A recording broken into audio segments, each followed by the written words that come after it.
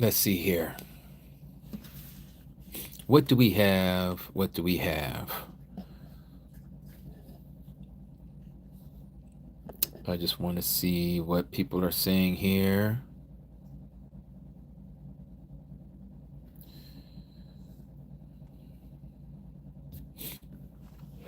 So, the traditions of men is something that we've all been dealing with for some years. So, we're going to talk about something that's a little touchy. This is why we couldn't go to TT, because you know TT is so snowflakey. It melts as soon as you just say it. Oh, you was about to say Israel. It. You can't even say it was. No. You know you was about to say Israel. We gotta shut you down. I was just gonna say it was a great time, right? This book right here that you see before you.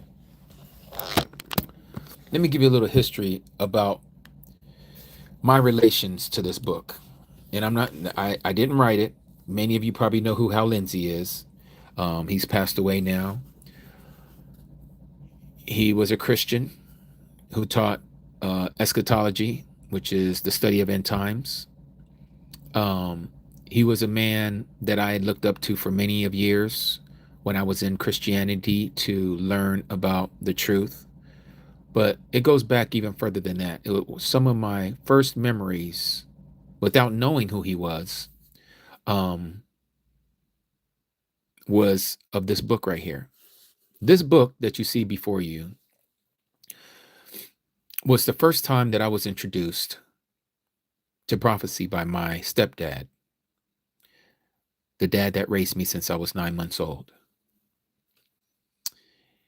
It was given to him, not this same identical book, but one of the copies of this book back in I want to say 70. Oh, I know I'm aging myself now. I want to say it was right around 1979, maybe 1980. I was in 3rd or 4th grade. This book was sitting on the coffee table. Now, you got to imagine, we're talking about the late 70s, early 80s, when we didn't have a lot of the glossy stuff that you guys have now, you know, all the glossy print and all this. So this back then, this was like, wow, this is some awesome artwork, right? Well, this was sitting on the coffee table and I happened to pick it up, not knowing that my uncle sent this to my dad. So my uncle sent it to his older brother, my dad, and wanted him to read it. So I snatched the book, or excuse me, I picked up the book from the coffee table, and my dad snatched the book out of my hand over upside the head, you know, softly, gently. And he says, "Boy, do you know what this book is about?"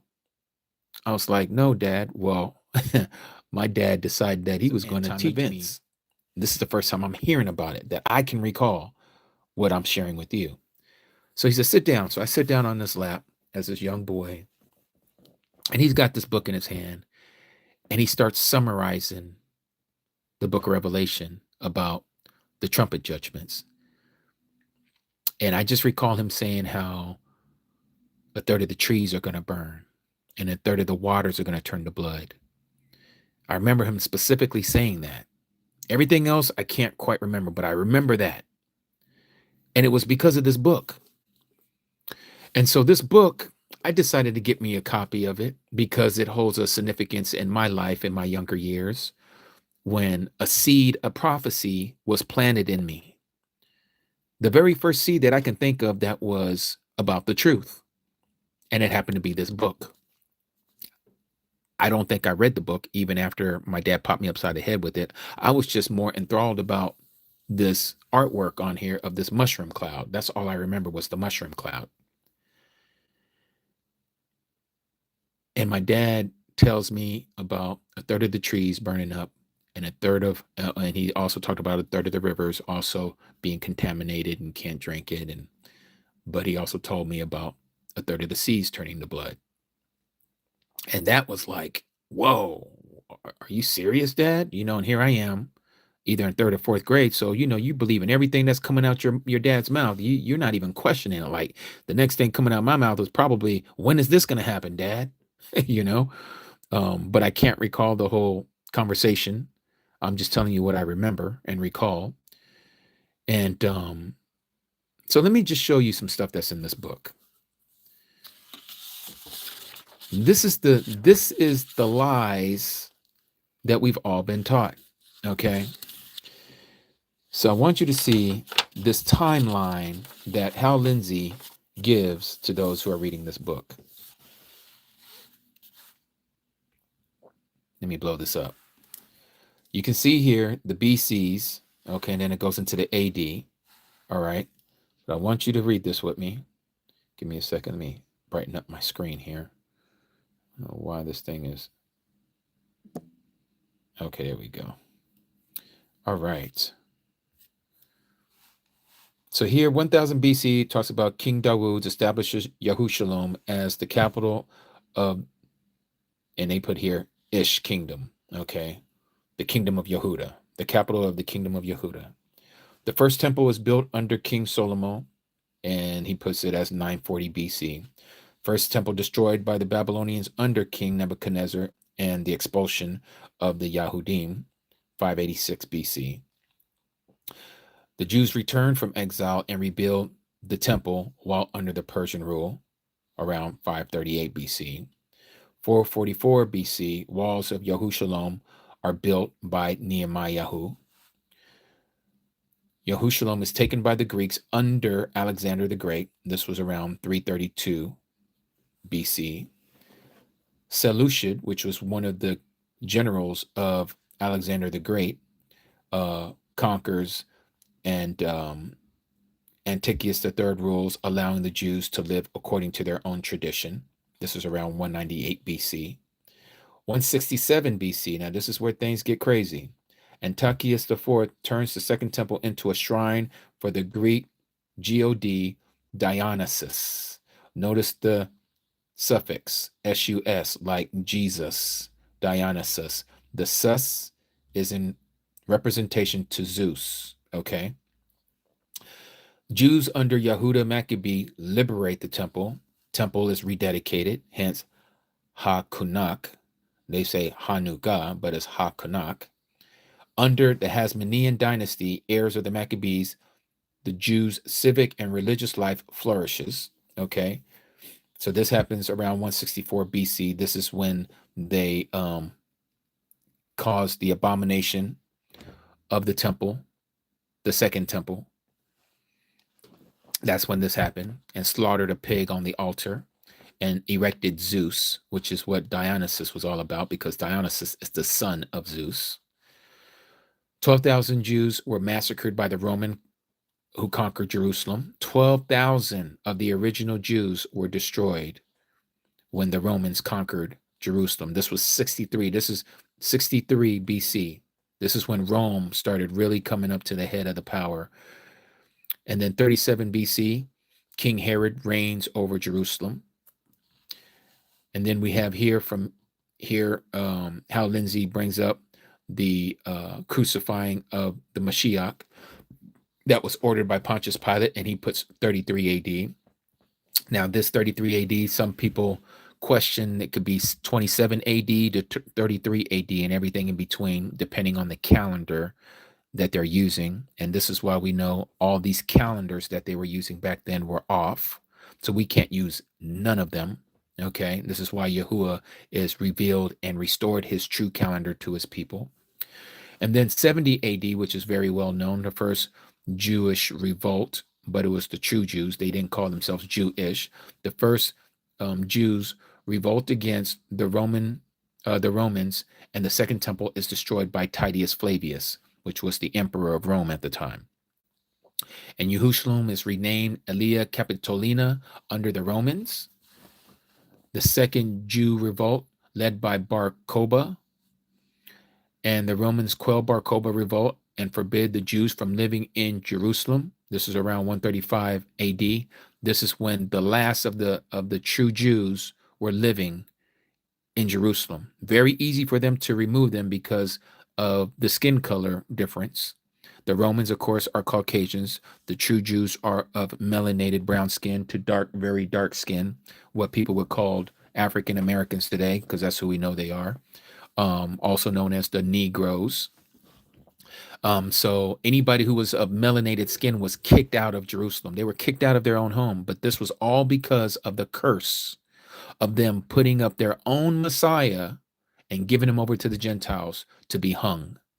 And so the Messiah brought the revenge right back to the people, his people, that the same would be done to them and to their lineage. They gave over their Messiah to the Gentiles.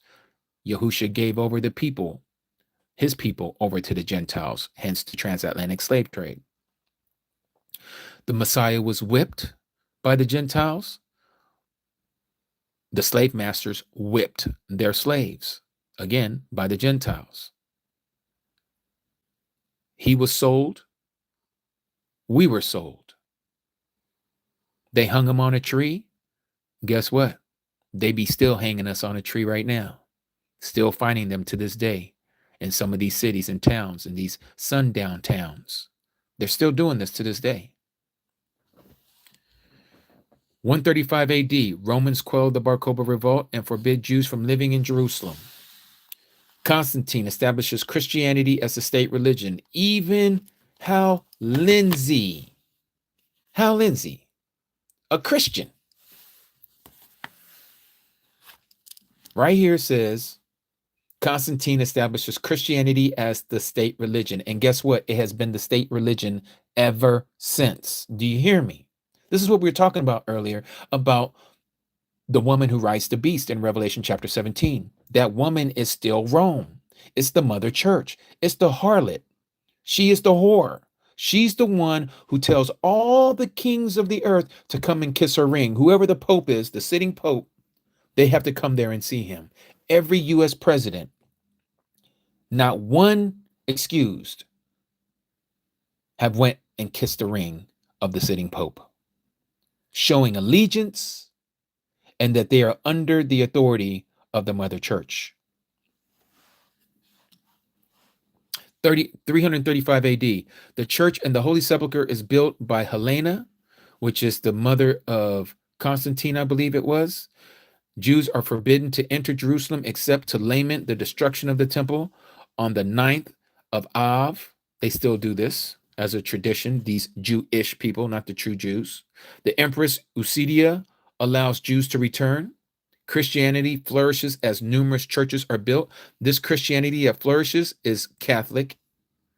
This is why you see all the saint this and the saint that and the saint this and the saint that all over Jerusalem, all in the set apart land. You'll see saint, saint, saint. It's showing you the power and the authority of the Roman Church, how they took over that area during the times of the Crusaders. 614 AD, the Persians conquered Jerusalem, return it to the Jews. Many churches are destroyed during the conquest, most of which are later rebuilt. The Byzantines conquer and expel the Jews. Muslims and the Arabs conquer Jerusalem under Caliph Omar. Omar limits the number of Jewish families allowed to return to 70. The Al-Aqsa Mosque, that is the Dome of the Rock, is built by Yahuah and the I don't even know how to say that, Umayyads on the remains of the Second Temple.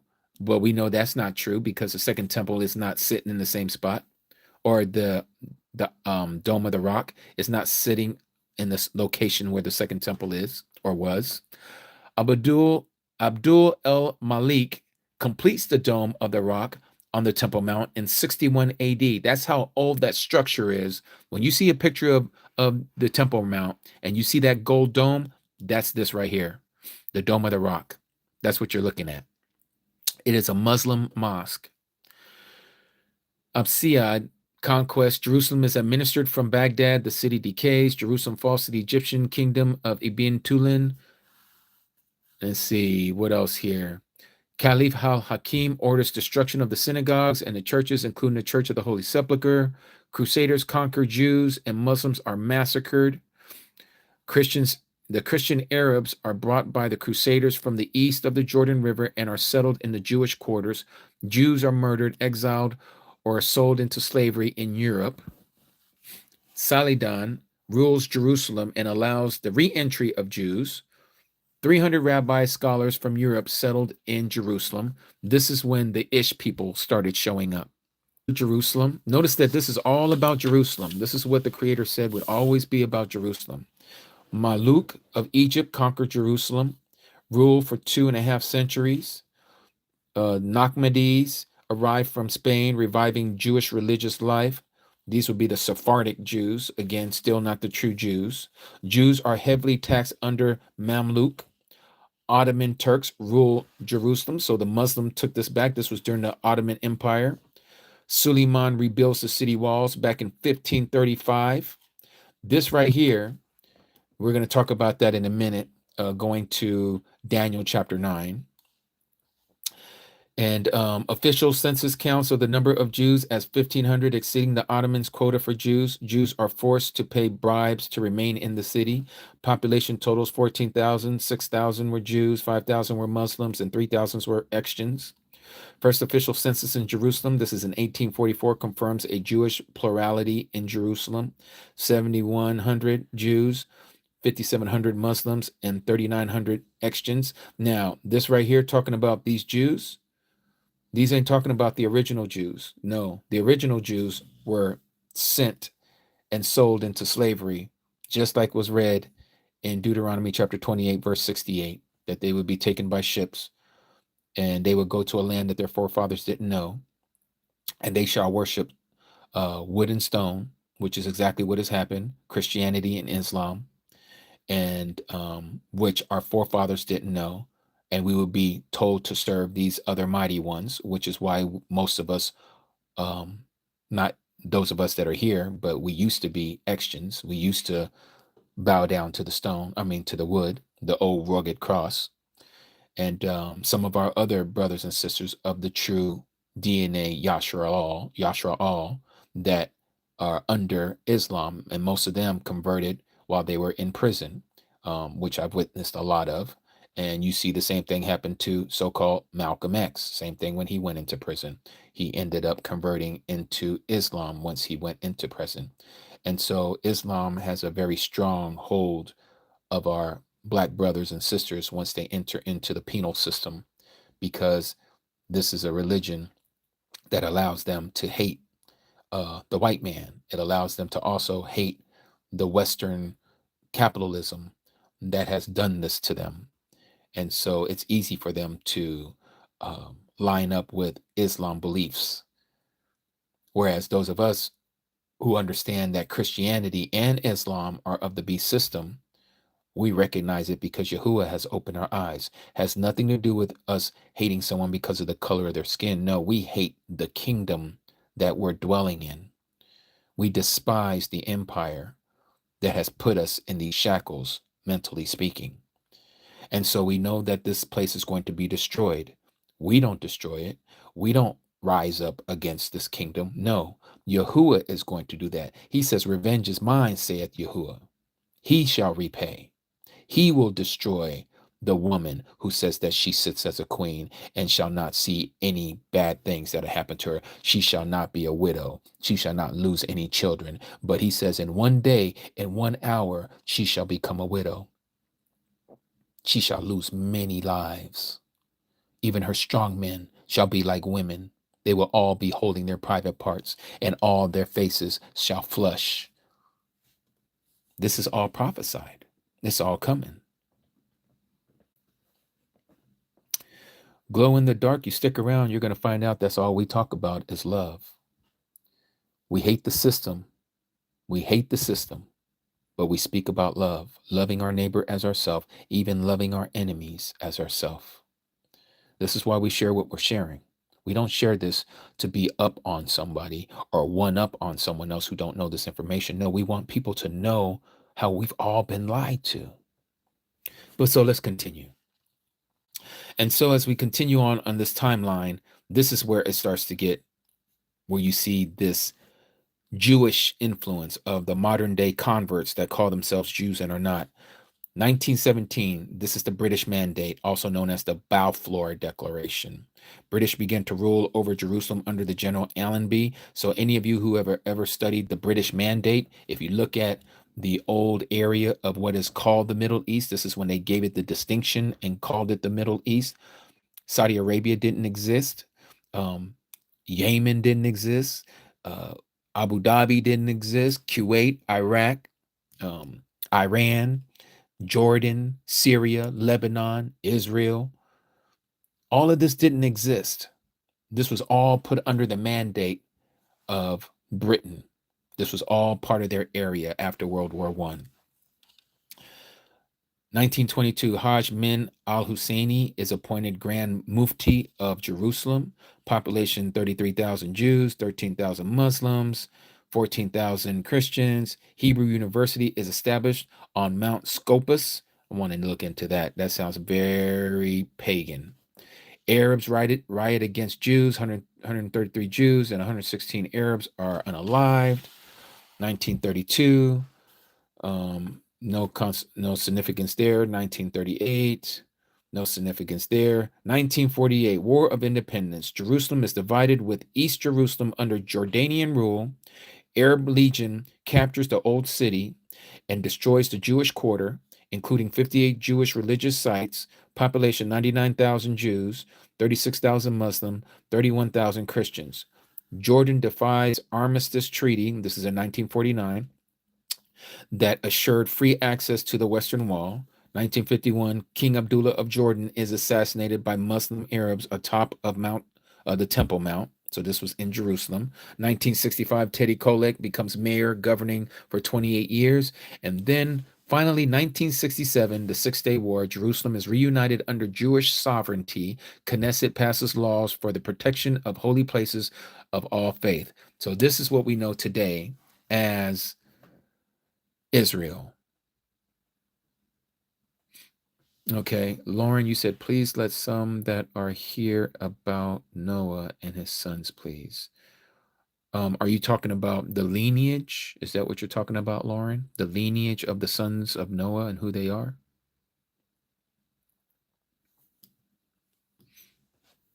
And so what we just read here, this is what Hal Lindsey compiled and put together with his understanding.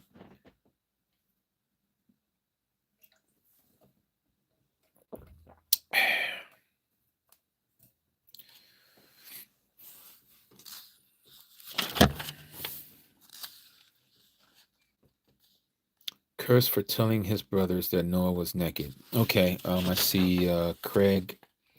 I see you got the Start of Ran fan on your icon or your avatar or whatever you want to call it. So let's go back here. I said I wanted to bring up, well, I'm waiting to see what Lauren has to say here about Suleiman rebuilds the city walls. Suleiman. Okay, we're going to talk about that here in a minute. Oh, excuse me, over here burping. All right. Give me a second. Let me turn this on.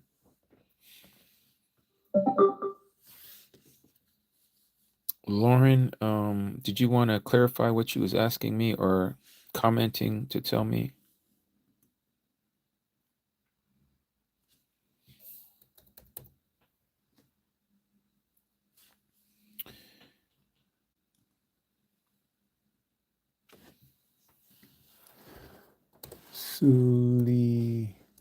Suleiman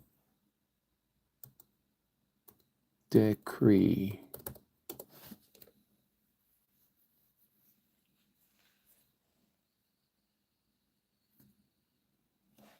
Okay. Suleiman the Magnificent. Yes, because think we are the oh, I see. Okay, thank you, Lauren. Thank you, thank you, thank you. Okay, so the person who's in here with the Jewish star, Craig Thomas.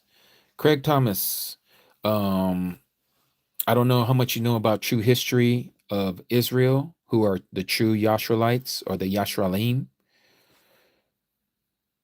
And the children of Noah, Japheth, Sham, and Ham, those three is the progeny, those that have literally repopulated the earth. And so what you have is The Japhites are the Europeans. The Hamites are the Africans, as they would say, that was south. And then the Shamites are those of what people call the Middle East area, not Middle Easterners, but in the Middle East area. Okay. And so what has happened is that, like you just brought up, Craig, you brought up about the Ethiopian Jews. They too are converts. The Ethiopians are not Shemites by blood, they're Hamites by blood.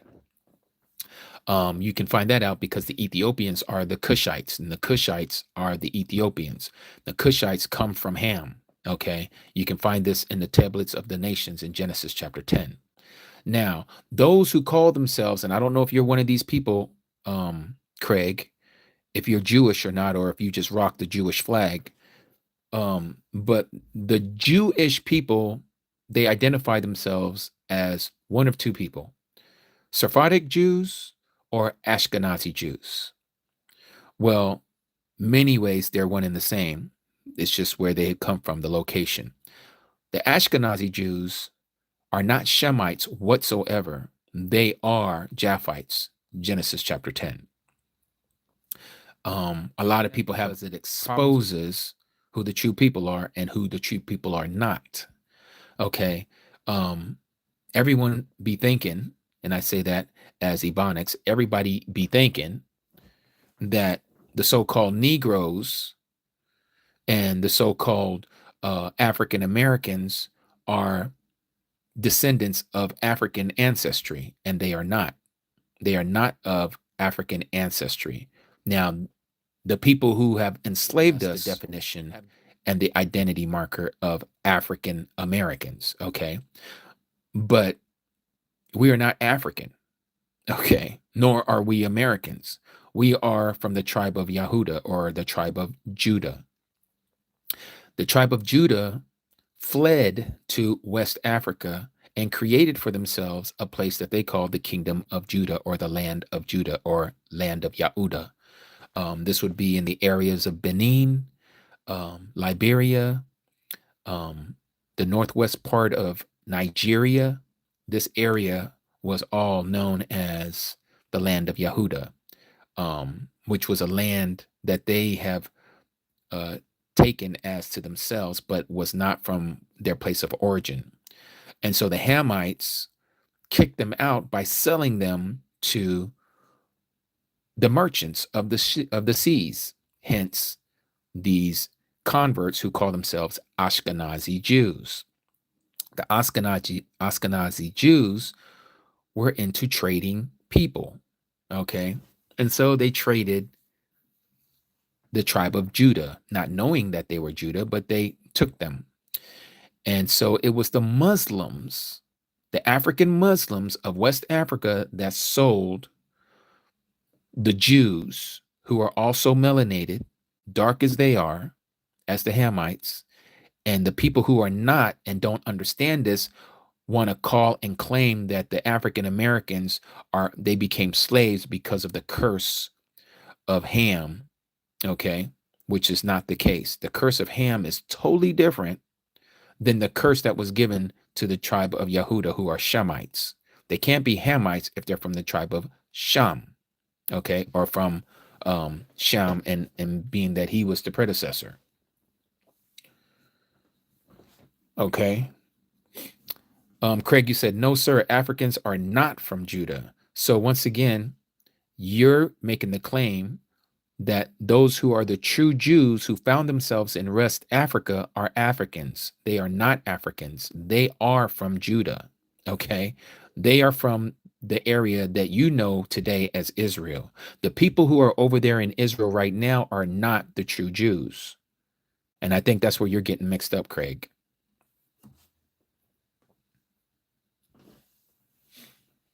All right. So, and this can be all backed up by scripture. Let me show you. See, I don't like to just speak. I like to show. Now, you can do what you want with the information, Craig, and that's going to be up to you and your maker. Okay. But this is another wool that's been pulled over our spiritual eyes where Satan don't want us to know who the true people are. He wants to destroy the true people. Hence why everything that has been given as the markers for the curse of the people who are of Israel, the true Israelites meet every one of these markers. The false Israelites, or those who call themselves Israelis and Jewish, do not meet any of these markers whatsoever. Explain all this hostility between your people. When you say hostility, like, what do you mean? You're talking about like um, gang warfare? Is that what you're talking about? Like Crips against the Bloods? Is that what you're talking about? Or the gangster disciples against the Blackstones? Is that what you're talking about? What are you talking about? What are you talking about, Craig? Explain hostility between your people. The fallen wants to be worshipped in his likeness, and okay, that's something else. I'm staying on point right now. What are you talking about, Craig? Explain what? This violence between our people?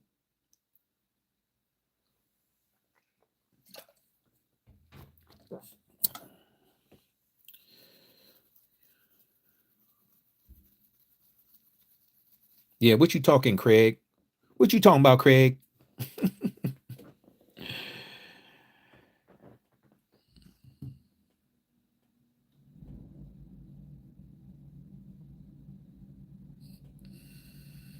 I don't see Craig responding.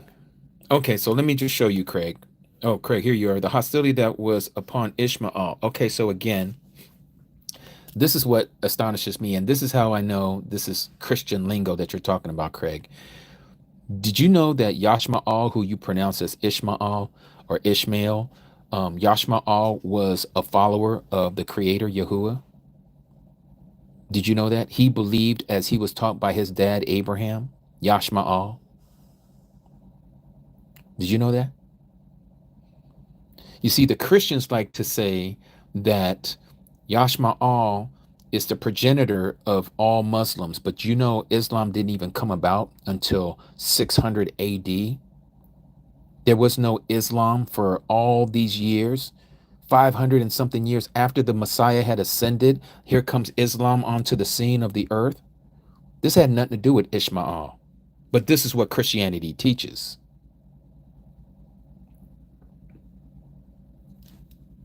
Did you know that? But let me show you what the scripture says. You might learn something. Pull up your chair and listen for a second, Craig. Okay, because you, just like the rest of us, we have been indoctrinated. Okay, you only know what you've been told. And now it's time for you to break some of these spells, but I don't know if you have the strength to do so. But we're going to find out. Okay. I hope you do. I hope you open up your understanding to this truth. But let's look at this. Genesis chapter 10. Let's look at this real quick. And this is the genealogy of the sons of Noah, Sham, Ham, and Japheth. Okay, you may know them as Shem, Ham, and Japheth. And the sons were born to them after the flood. Now we're going to start off with his firstborn, the sons of Japheth, you may know as Japheth. Gomer, his firstborn, and Magog, Madai, Yawan, Tubal, Meshach, Turas. And the sons of Gomer, which is the firstborn of Japheth, his firstborn was Ashkenaz. Does that sound familiar, Craig? Ashkenaz are the same ones who call themselves Jews and they are not. And they like to peddle around and say that when you say something, even the slightest of saying, you know, you're not the true Jews. Oh, you're anti-Semite. No, I'm just speaking the truth to you, and you don't want to accept it, and you want me to believe that you're something that you're not. You are of the tribe and of the bloodline of Japheth. You even call yourself Ashkenaz. You come around with the furry hats that are all European, and you bring it to the desert of Jerusalem, and you want us to believe that you come from Jerusalem when you're wearing everything that literally tells us that you're from Europe. Not only your skin color, but even your garb talks and speaks against you. Even your so-called Yiddish language, which is not Hebrew, is Germanic. It's a Germanic language. Okay, so let's continue. And it says, and the sons of Yawan, Elisha, Tarshish, Kittim, and Dodanim. From these, the coastlands of the people of the nations were separated into their lands. So here you see the word nations for the first time in Genesis. This word, goyim, is speaking of those who are not Yashralim. who are not of Yasharal. These people, the only ones who were given the title nations or Gentiles or Goyim in this passage here is the bloodline of Japheth. The Europeans are called Gentiles. Okay, hence why they were still called Gentiles during the times when Shaul, who they changed his name to Paul, when he wrote the letter to the Romans, speaking to the Romans who were Gentiles, not Jews, not those who were of the northern tribe of Israel who became Gentiles, like a lot of the other people would like to talk about this, but that's a whole nother topic for a whole nother discussion. I don't want to confuse anybody. But the Gentiles are those who are outside of Israelites. So again, there's two terminologies for Gentiles: those who are Japhites, who have been distinguishedly called nations or Gentiles, or those, which is a second definition, anyone who is not Israelites were called Gentiles. But here in chapter 10, the very first time we see in verse 5 where they were called nations, okay? The Ashkenazis are considered Gentiles. Now, notice how important this is, and this is the reason why I'm bringing this up, because you need to see this. Let me show it to you from the King James. It might be easier for your eyes, because some of you don't understand what I'm sharing, so I need you to see this with a language that you understand, which I like to call English, the Babylonian language. So here we are in Genesis chapter 10. Let's look at this again. Let's read the same thing.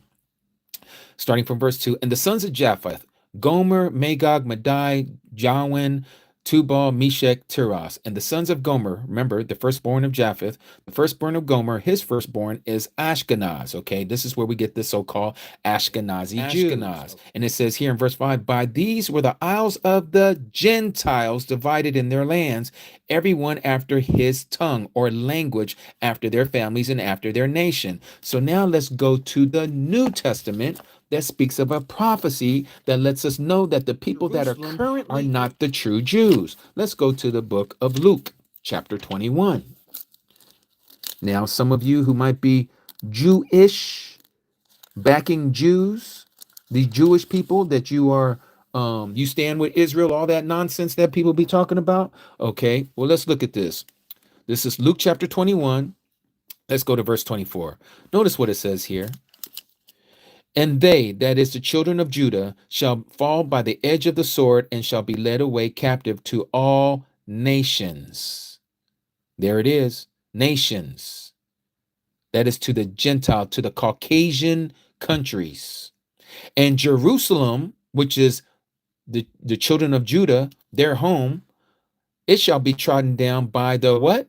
The Gentiles, until when? The times of the Gentiles be fulfilled. So let me ask you right now, Jerusalem, we know where Jerusalem is. Don't listen to all these stupid posts that you see. That's not true, Jerusalem. Jerusalem's down in Namibia. Jerusalem's over there by Memphis, Tennessee. Jerusalem's over there in this area or that area, or it's in the middle of the ocean. That's the last one. That's the latest one. I really love that one. But anyways, Jerusalem, the Jerusalem that we know of, who is running Jerusalem right now? It's not the Palestinians. They're not Caucasian. It's not the Jordanians. They're not Caucasian. They're not considered Gentiles. They're all considered Hamites. So who's running Jerusalem right now? Oh, I'm sorry. We're talking about the Jewish people, the ones that call themselves Ashkenazi Jews, the ones that come from Khazaria, the one over there today, which is known as Ukraine. Oh, these are the Gentiles. Yes. And they are still trotting down Gentiles to this very day because the time of the Gentiles has not been fulfilled yet. They're still running Jerusalem. This is why the Messiah has told us in Revelation chapter 2, verse 9 and 3, verse 9, this very fact of these people, who they are and what they are identifying themselves as, even though they're not. Now, you can take it for what you will, and you can twist it all you want, but it's very clear. I know the blasphemy of those which say that they are Jews and are not, but are the synagogue of Satan. Who are these people? Who are these Gentiles that is running Jerusalem right now?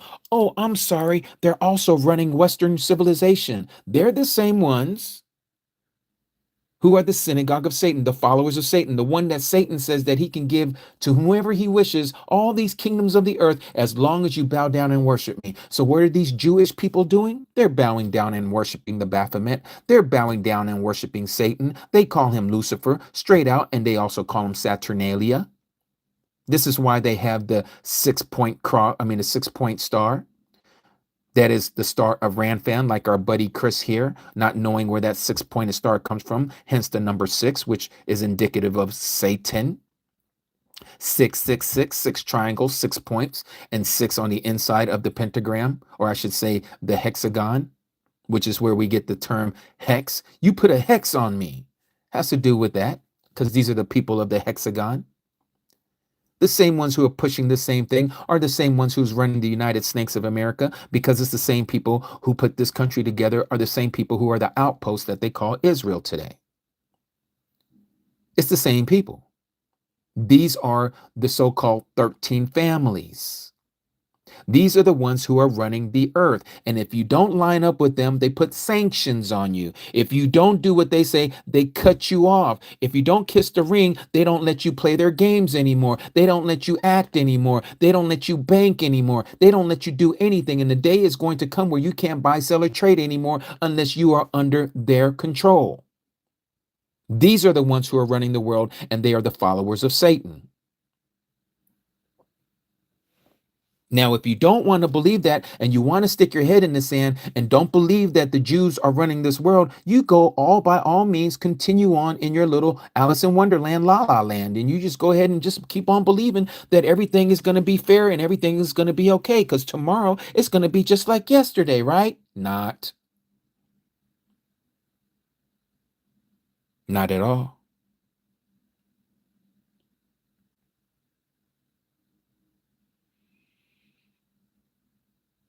And so this is why you can say anything you want about any other country in this country called the United Snakes of America.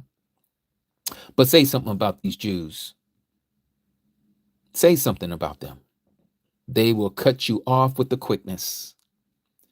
And they're going to do it here on YouTube. The only reason why they haven't done it yet is because they want to see who's all making the content that they're making, so they can put you on a label and put you on a list and say, when the time comes, get him. When the time comes, get her. When the time comes, get them.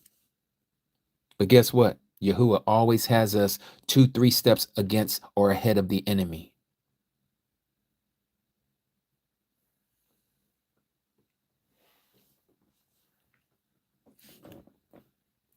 So these are the ones who have been falsifying, perpetrating a fraud. They're perpetrating to be the true people, and they're not. They're not, and they know they're not. I'm talking about the ones that are ruling. The ruling class of the Zionists know that they are not the people of the book. And this is why they want to extinguish, they want to obliterate, they want to abolish, they want to demolish and destroy the African Americans. They've been trying to do it, but every time they do it, it's like we just keep multiplying. They've been trying to do this since Egypt. The Egyptians tried the same thing and they failed. And the Jewish people are trying to do it now, and they're going to fail miserably as well. This is why they want all these Planned Parenthoods all near the ghettos, because they want us to unalive our firstborn, especially the boys. This is why they're putting all this smut in our music. They're the ones who's running the music industry, not us. We don't run the industry. They tell us what is going to sell and what's not going to sell. We don't go around bringing cocaine into this country. We don't have no ships and boats to do that. They're the ones who've been doing it, and then they bring it into our neighborhoods and then tell us, here, give it to your people. Why? Because our people are miserable, and they want to be out of the misery, so they want to get high. They want to escape reality by taking these drugs. But again, this all stems from not the white man. This stems from our own people. Our own people put us into this position, not you, not the Jewish people. They didn't put us in this position. We put ourselves in this position. And just like always, Yahuah always uses our enemies to discipline us, to get back in shape, to line back up with him in the truth, with the agreement, the contract, the marriage vow.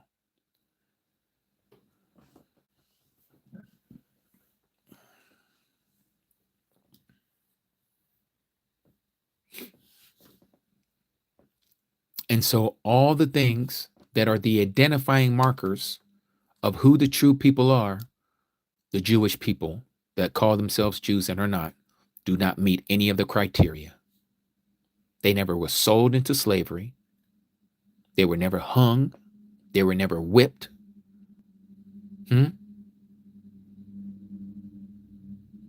Don't everybody know they're not the bottom? They're not at the bottom of the totem pole. In fact, they're just the opposite. They're the head and not the tail. They're first and not the last. They run everything. They help their own people out. But look at us.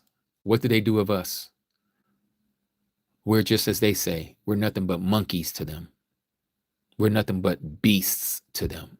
They make money off of us, and when we're used and abused, they get rid of us just like some prostitutes. And that's what all of our brothers and sisters are doing, playing the sports for these people, getting into politics with these people, getting into the entertainment field with these people. You're going to run into a Stein. You're going to run into a Feld. You're always going to run into them. When you're going up the pole, when you're going up to the top of the chain, you're going to run into one of these Steins and Bergs.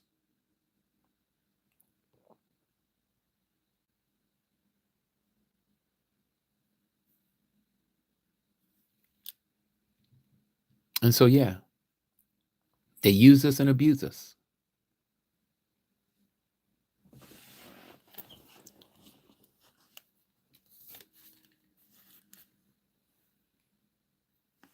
There's a book. Aki Derek, are you here by any chance, Fisher of Men?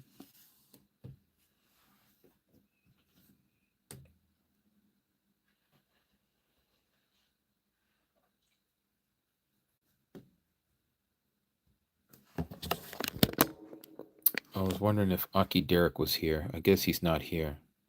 He stopped sending messages? Okay, he must have left. So there's a book. I can't speak of this book here, even on YouTube, but they purposely removed a portion of that book. I can't even share it on here because it's blacklisted. But it's so crazy because I just sent a book to our Aki Derek. I did not know that it wasn't in there until I received mine. He has a softback. I have a hardback. Mine has it. His doesn't. And it blew me away. I'm like, why would they remove it? And I'm like, I'm answering my own question. I know why they removed it, because it has truth in it.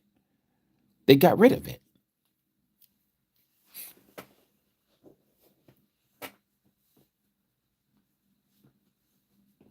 Okay. Oh, JM, I tell you, you are pushing all the extra understanding of what is eschatology of Christianity, the study of end time events according to the Christians. Just like this book that I showed you guys earlier. This guy here, Hal Lindsey, believed that the 10 nations spoken of in the book of Revelation and in the book of Daniel is a 10 European nation, but it's not Europe. It's not Europe. It's bigger than Europe. It's bigger than Europe. It has to do with Rome. Rome has dispersed and is completing its dispersion to the 10 areas that are called the 10 kingdoms. Okay. Also known as the Club of Rome. You can look into it. You'll find that it has already been established as 10 kingdoms. They are not 10 European nations, as your Christian pastors, preachers, and teachers of eschatology has taught us.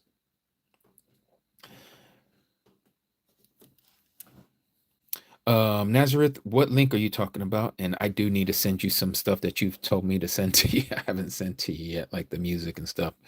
But what are you talking about? What link? Oh, yes. Okay, I definitely will. I will definitely do that. It's them who have possession of the nuclear weapons that have fallen. The fallen angel taught them how to make, etc. Book of Enoch. Yes, JM. But again, you're falling into the same problems that a lot of Christians are doing when you don't know who the true people are of the book. If you believe that the Jews are the mighty one's people over there in Israel right now, your whole eschatology is off. You're using wrong timelines, you're using wrong events, and you're not understanding and clearly seeing the prophecies. Israel, the Jewish state, is not Israel. That is not the completion or the fulfillment of Ezekiel chapter 37, the dry bones prophecy, as so many people like to say, like Jack Van Impe. I don't know if you know Jack Van Impe, but he used to always go, them bones, them dry bones, them bones, them dry bones. And he'd say that, and it was so funny back in those days because I thought he was so, he knew what he was talking about. Then I come to find out he don't know what he's talking about, just like Jack Van Impe don't know what he's talking about. John Hagee don't know what he's talking about. Jonathan Kahn don't know what he's talking about. He ain't nothing but a con man to begin with. Hal Lindsey don't know what he's talking about. Grant Jeffries don't know what he's talking about. Tim LaHaye doesn't know what he's talking about. All of these people have no idea what they're talking about because they're all following the same stupid information that was given to them because of the Schofield Bibles of the so-called what do you call it? Dispensationalism. Okay, that the creator is dealing with man in different stages, in different ways, and they have all these dispensationalism. And right now we're under the dispensation of grace. But nowhere in scripture does it show that. We've always had grace. Even the children of Yasharal had grace because Yahuah could have destroyed all of them, but he gave them favor. He gave them grace because of the interceding of Masha or Moses on their behalf.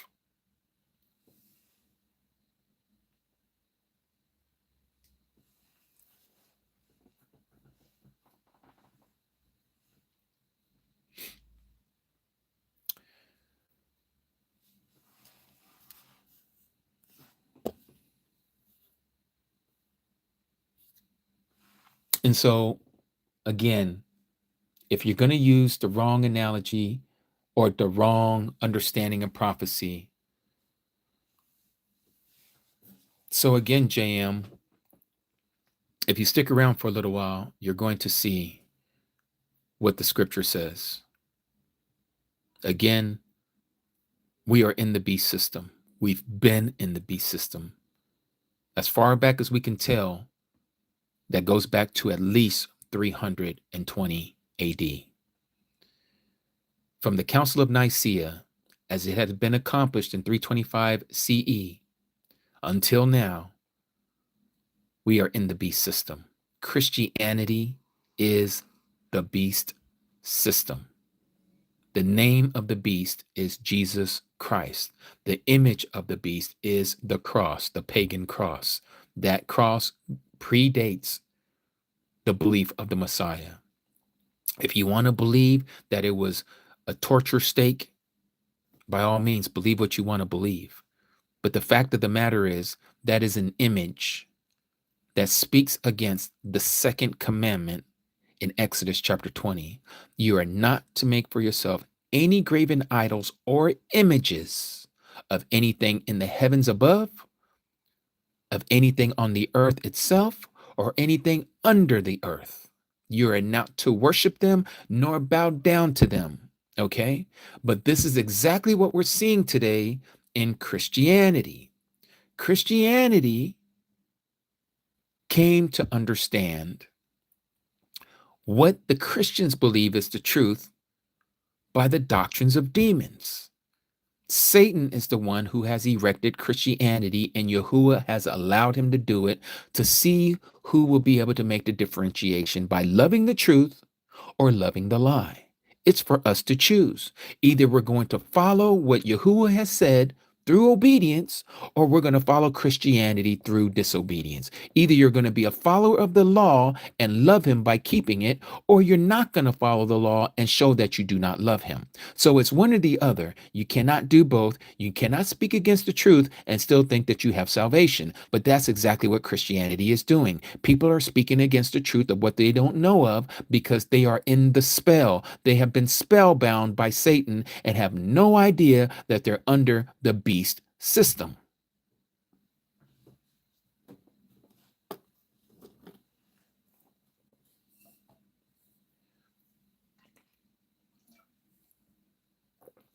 No, Cree, we're talking about things that are images of religious relics that people use to identify with, that they use it as an identifying marker. Okay. Oh, yes, yes, yes. We're going to talk about later here, before I get off. For those of you who wish to spend time with us here in Tribal West, um, I'll find out from Cody Jennifer and Cody Miria if they're going to still do the Tribal East for the feast days coming up, starting with Passover on April 2nd on the pagan calendar, and April 3rd for the first day of unleavened bread, also known as matzot. We're going to, because space is going to be limited for the Airbnb that we're going to have in the Phoenix area. And so those of you who are wanting to come, you're going to have to fly into Sky Harbor Airport in Phoenix, and we will pick you up from the airport. We're going to ask of you guys, because again, we all have to chip in to take care of the Airbnb, for food as well, to come and pick you guys up. It's going to cost us gas. So we're going to have a deposit for each person that's going to come to place your RSVP by sending $100. And we're going to put all this together for those who do that. And the first ones that do this, because we're going to have to cap it, okay, because we can only fit so many people and get so many people into this Airbnb where you have a place to sleep for those days.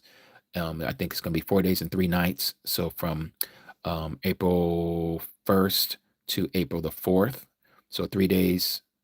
Is that 3 nights? 3 nights. Yeah. So, but as we get closer, and I'm going to be making more information of this available on Shabbat coming up, and we'll talk about it. So those of you who are serious and sincere and wanting to come, because we have to know how many people are coming so we can go ahead and schedule to get all that taken care of.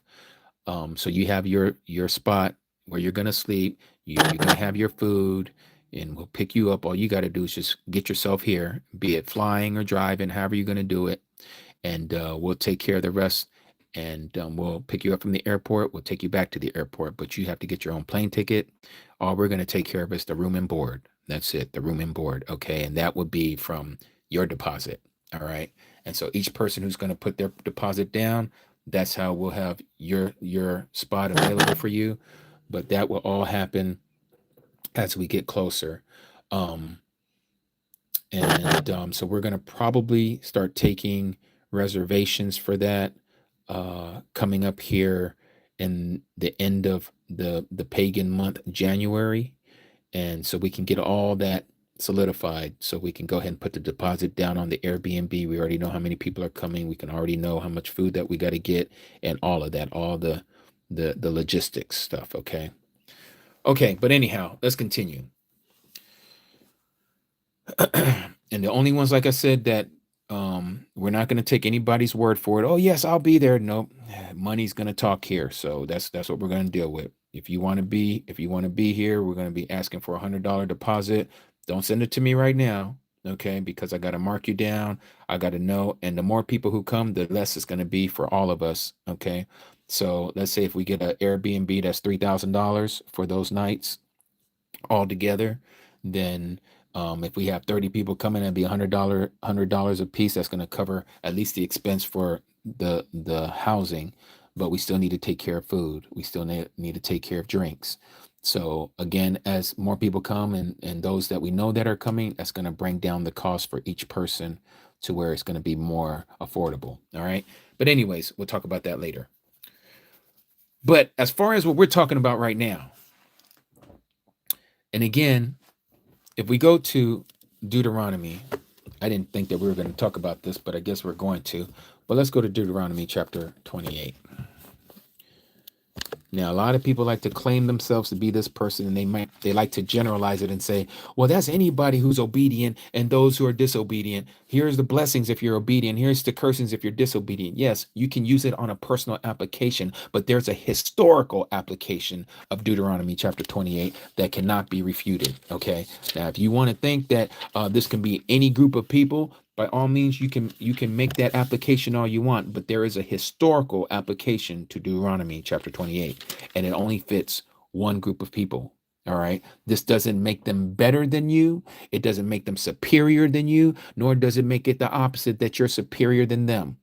This is just identifying who these people are and who Yahuah had made the contract with, the agreement with, and what has happened to these people and why these people find themselves in the position that they find themselves in, no matter where they are, generally speaking, as a people, generally speaking, how they're treated generally by other people. Okay. Yeah, you have a few that are in-house Negroes. They're doing very well for themselves because they have become like the Gentiles, like your Beyoncés and your Jay-Z's and your Obamas and some of the other people. Okay, they're doing very well for themselves, but they sold out.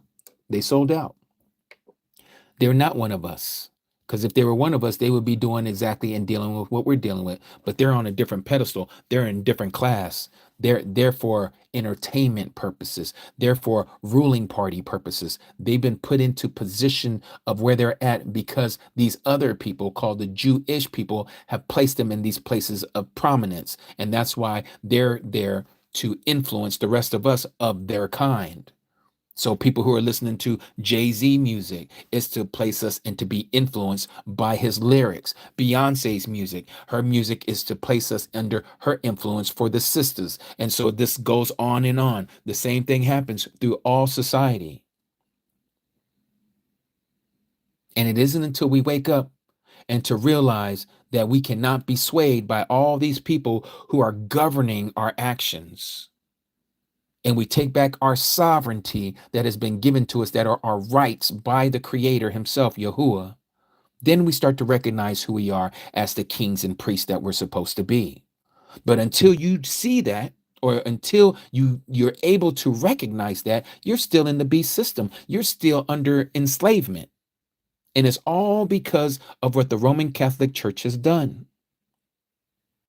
Like I was sharing the other day, you can see it every year during New Year's Eve when you watch the countdown all across the globe on CNN. Hence, here I use the word globe, just showing the influence that I had from what I was taught. You was taught very well in elementary school, son, calling the earth a globe. It's a flat plane, by the way. But anyways, and so this is what they have done to our mindset.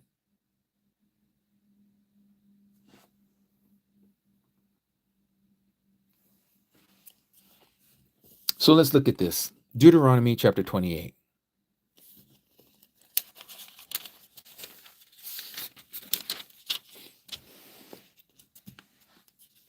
Starting at verse 1. And it shall be, if you diligently obey the voice of Yahuah, your Alua Elohim, to guard, or that is to say, to keep, to do all his commands or commandments, which I command you today, that Yahuah, your mighty one, shall set you high above all the nations of the earth. Right here, he's not talking to all the earth. He's not talking to everyone in the world. He's talking to one people and one particular people only, and that is Yasharal. That is Israel, as you may know it in the translation of how you pronounce it. Yasharal is the original. Yasharal were the only ones who were given the agreement. It was between them and Yahuah at the foot of Mount Sinai. If you do this, I will be your mighty one, and you will be my people. If you don't do this, I will be your enemy, and I shall destroy you. This is what we're reading.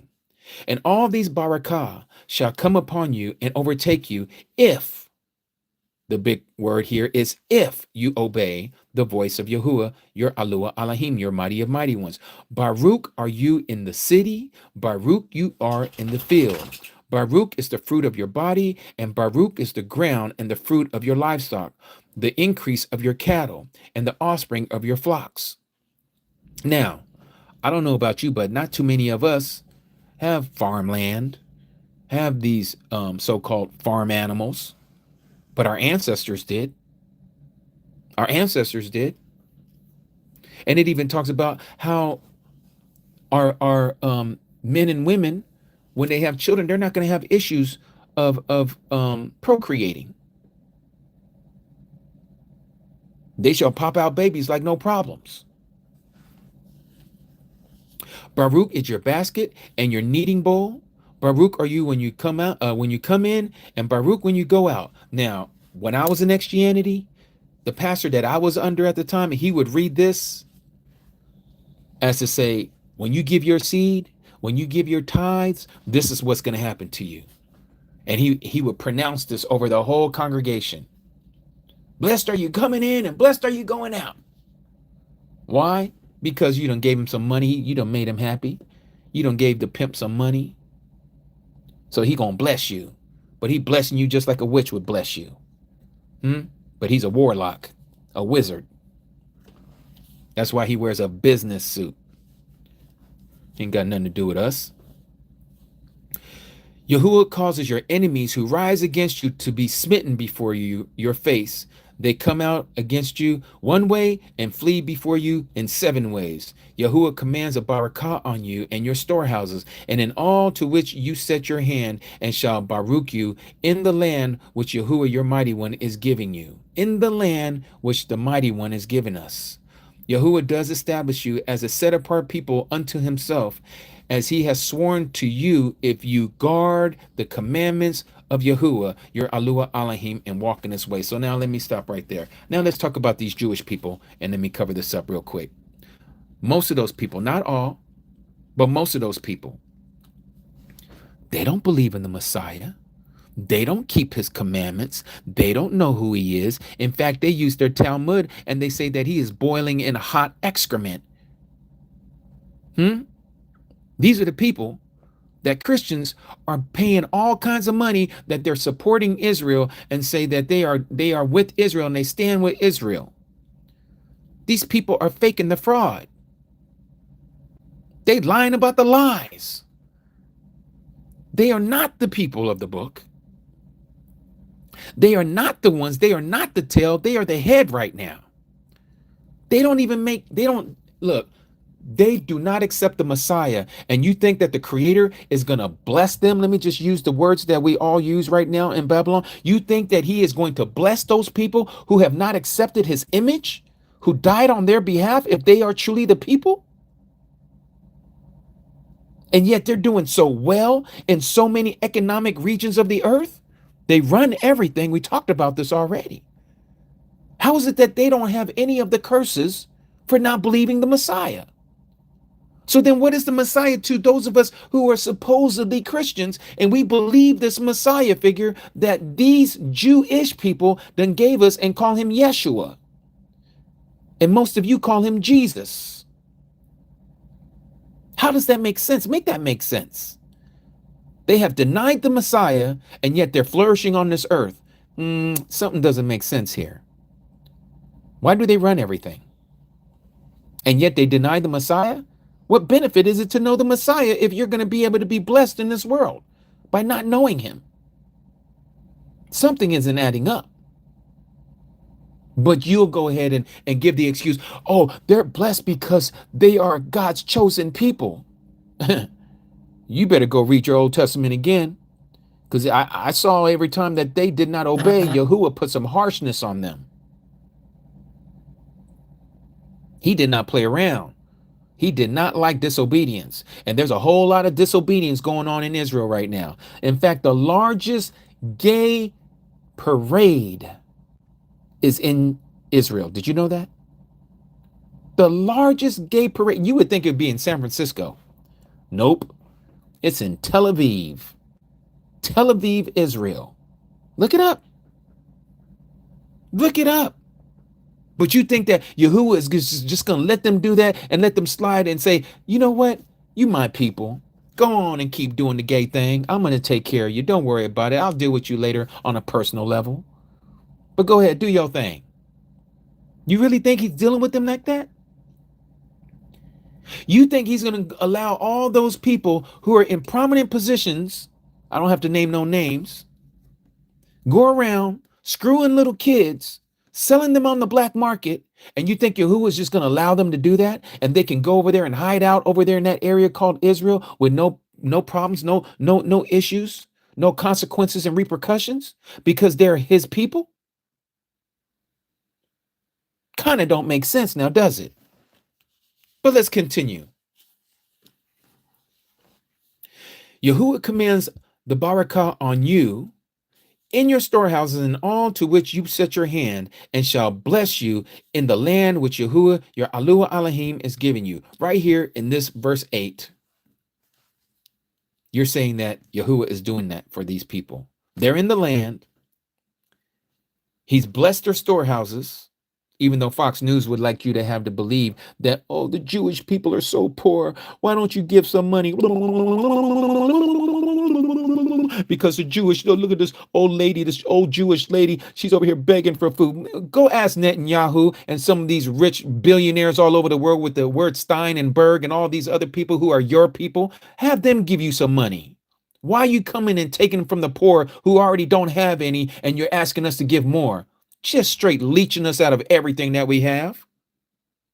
Just taking us for everything that we got. Come on now. Let's continue. And all the peoples of the earth shall see that the name of Yahuah is called upon you, and they shall be afraid of you. Again, these are these Jews. The true Jews are afraid of the fake Jews.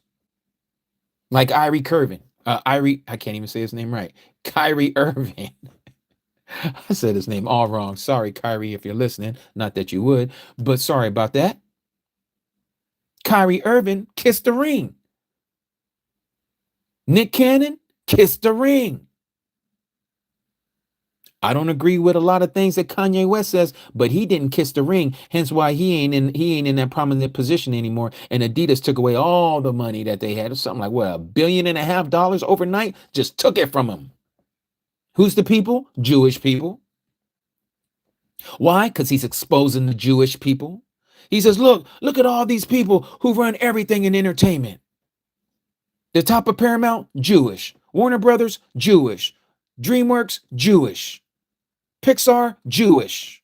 NBC, Jewish. Fox News, Jewish. I mean, the list goes on and on. They run everything. But you Christians are so dumb that you can't see it. Oh, now you want to get all in your feelings because I said you're so dumb. No, take that fire and wake up. Wake up. Smell the coffee. Stop drinking the Kool-Aid. Stop getting all of yourself tied up into these lies.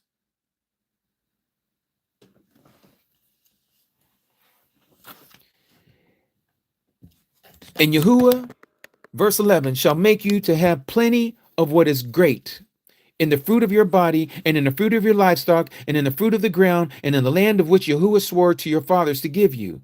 Yahuah opens to you his great treasures of the Shamayim, to give you the rain to your land in its season, and to barak all the works of your hand. And you shall lend to many nations, but you do not borrow. Again, right there. These Jewish people are doing exactly that. And they don't even profess the Messiah. But they are lending out. But they're not the ones who are borrowing. We're the ones who's borrowing. How many of you have credit cards and you're upside down in payments? And guess who it is that you owe that money to? It's not to the banks. It's to the bank families. It's to these Rothschilds, these Rockefellers, the Carnegies, the Mellons, the JP Morgans, all of these people who are Jewish Zionists.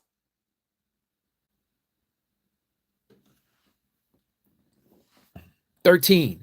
And Yahuah shall make you the head and not the tail, and you shall only be on top and not beneath, if you only obey the commandments of Yahuah your mighty one, which I command you today to guard, to do. And do not turn aside from any of these words which I am commanding you today, not to the right nor to the left, to go after any of the other mighty ones and to serve them.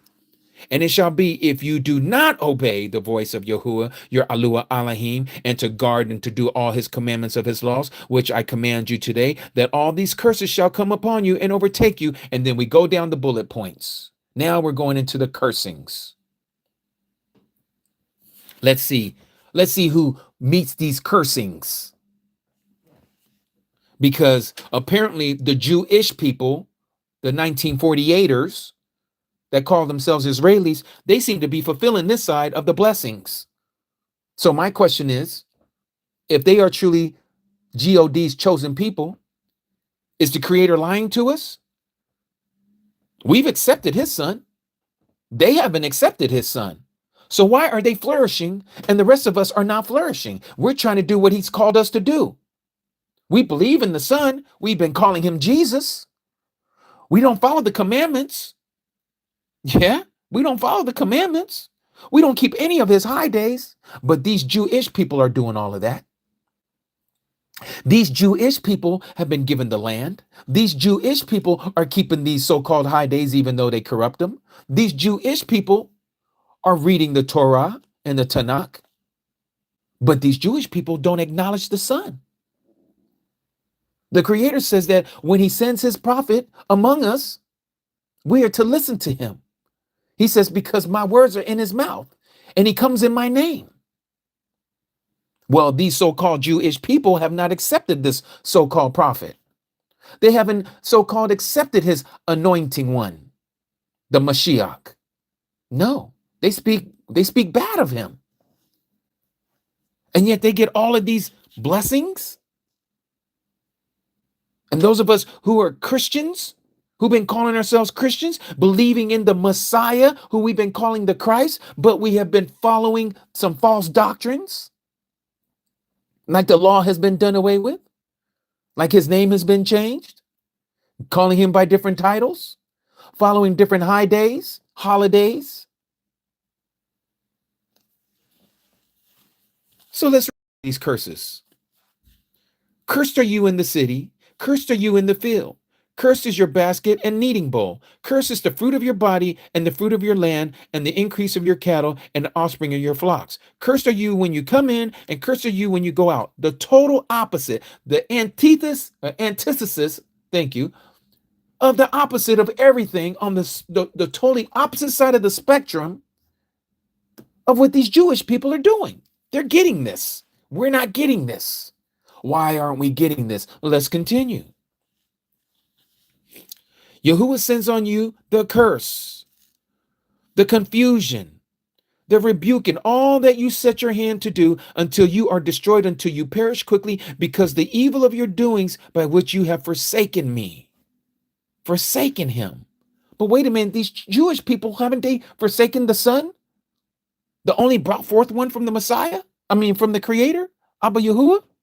Yes, they did. And yet he's still going to barak them? He's going to bless them? Something ain't adding up.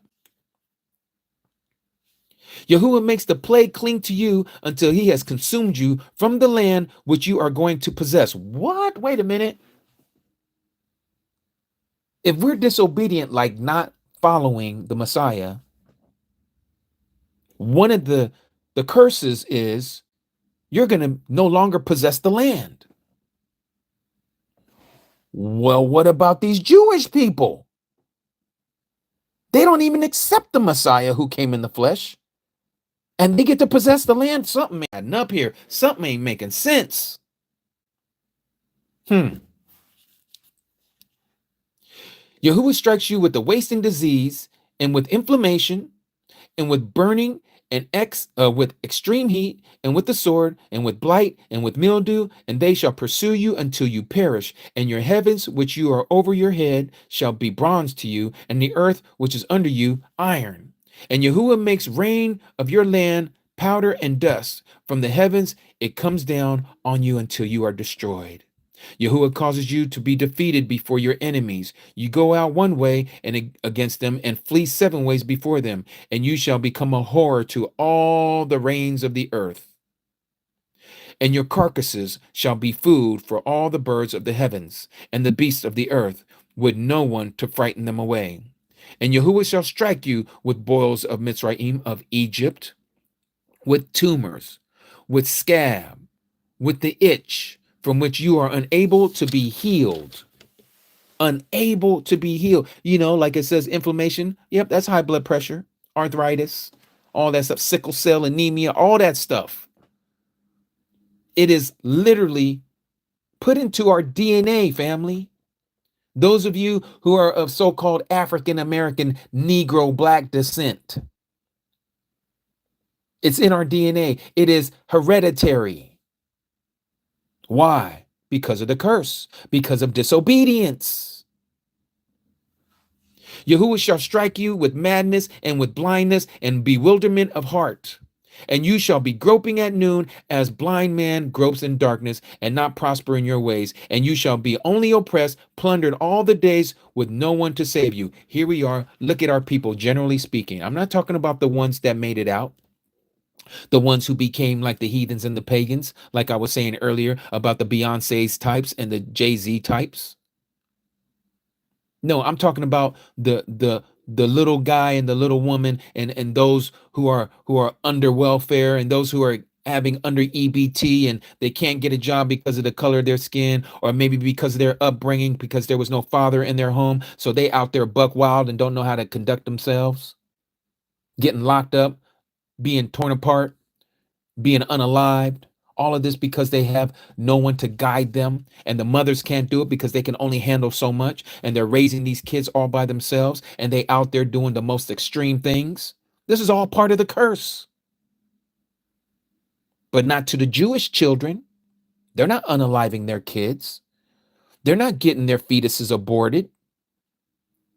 They're making sure their kids go to the best prominent schools to learn about how they balance their checkbooks and how to deal with growing their credit cards and getting their credit FICA scores up. Not in the black family homes. None of that is happening. They're trying to figure out how many rocks they're going to sell on the corner, how many weed joints that they're going to have, how they going to sip on the gin all night, gin and juice. This is all part of our curse.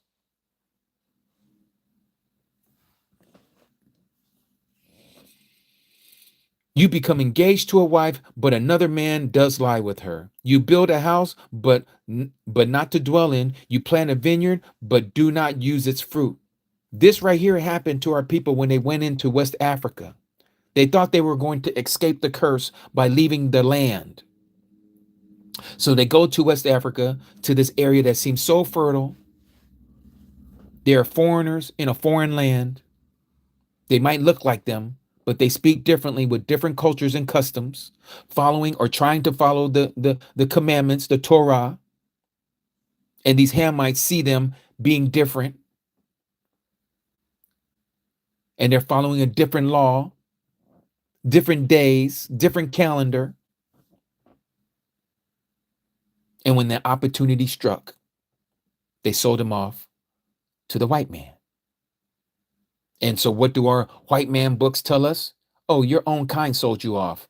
And they're trying to say because we all had dark skin, that's our same people. This is why I keep saying about those who know the difference. A Chinese person can see the difference between a Korean in themselves or a Japanese in themselves. But somebody who's a foreigner looks at all of them and say, oh, they're Asians. They're all Chinese. The Koreans will take that and be like, that was derogatory. You're trying to claim that we're all the same because we all have this kind of look. But the Koreans know what the Chinese look like, and the Japanese know what the Koreans look like. But the foreigner who's outside, he just sees all these people with slanted eyes and say they're all Chinese when they're not all Chinese. And so it's the same thing that they're saying about the Hamites and the Shemites, that they all look the same, but they're not the same. There is distinctions and differences. If you only get to look a little bit into them and see the difference, not only by the language that they speak, but even facial features, the shape of the head, the shape of the nose, the shape of the lips. You start to see differences, but not if you're not looking for it, because you're just going to become prejudiced and look at all of them as they are just all black.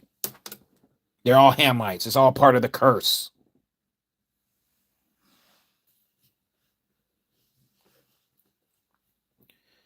Your ox is slaughtered before your eyes, but you do not eat it. Your donkey is violently taken before you, and it is not given back to you. Your sheep are given to your enemies with no one to save them. All of this again was when they were in West Africa, and they took all this stuff from them as they were removing the tribe of Yahudah out of West Africa. Your sons and your daughters are given to another people. I wonder who the other people are. your Portuguese, your Spaniards, your Brits, your Frenchmen. That's what it's talking about here. And your eyes look and fail for them all day long, and your hands are powerless. You can't do nothing. You're watching them all getting taken away. A people of whom you have not known, eat the fruit of your land and all your labors, and you shall be only oppressed and crushed all the days. This right here is when they started working on the plantations. They started working for the man.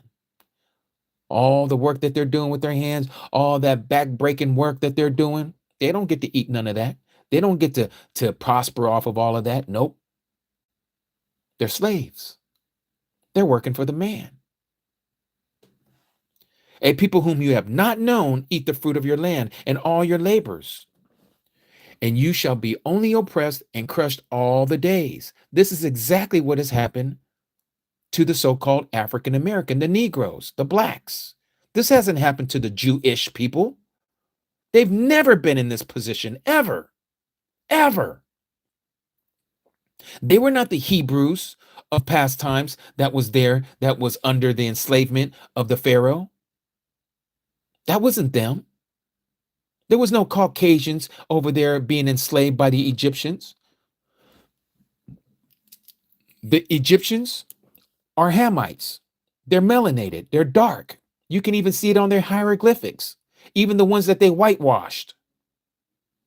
This is why they break all the noses off the statues. They don't want you to see that they have a Negro or a black nose, because the nose is very, very keen to be an identifier marker for people and usually where they come from.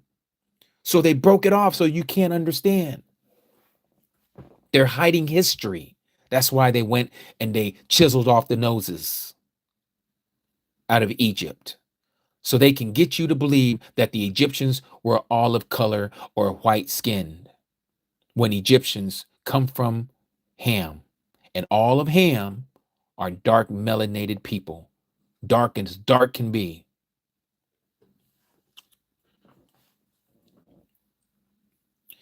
And you shall be maddened because of the sight which your eyes see. Yahuah strikes you in the knees and on the legs with evil boils, of which you are unable to be healed, and from the sole of your foot to the top of your head. Yahuah brings you and the sovereign whom you set over you to a nation which neither your fathers have not known, and there you shall serve other mighty ones, wood and stone. Verse 36 tells us a lot. First of all, notice this. Yahuah brings you, talking about the children of Yasharal, and the king whom you have set over you, to a people which neither your fathers have not known. Abraham don't know these people. Isaac don't know these people. Jacob don't know these people. Who are we talking about? We're talking about these Caucasians who are going to snatch them up from the west coast of Africa and take them to a nation that none of them have known.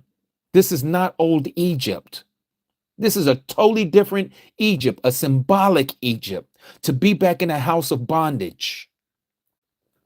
Notice what it says here. And there you shall serve other mighty ones, wood and stone. There's your Christianity and Islam. Wood is the wooden cross. Stone is the Kaaba stone. And this is what happened to the black men and women of Yasharal that came here as African Americans. They either became Christians or they became Muslims. Wood and stone. Now, what about these Jewish people? They didn't do that. That didn't happen to them. Let's continue. Thus you shall become an astonishment, a proverb, and a mockery among all the peoples to which Yahuah drives you. Now, I've told you guys of my experience being a half and half. I'm a half breed. I've seen it from my Asian side, and I've also seen it from my black side, of those who are supposed to be Hebrews, those who are supposed to be of the tribe of Yehudah.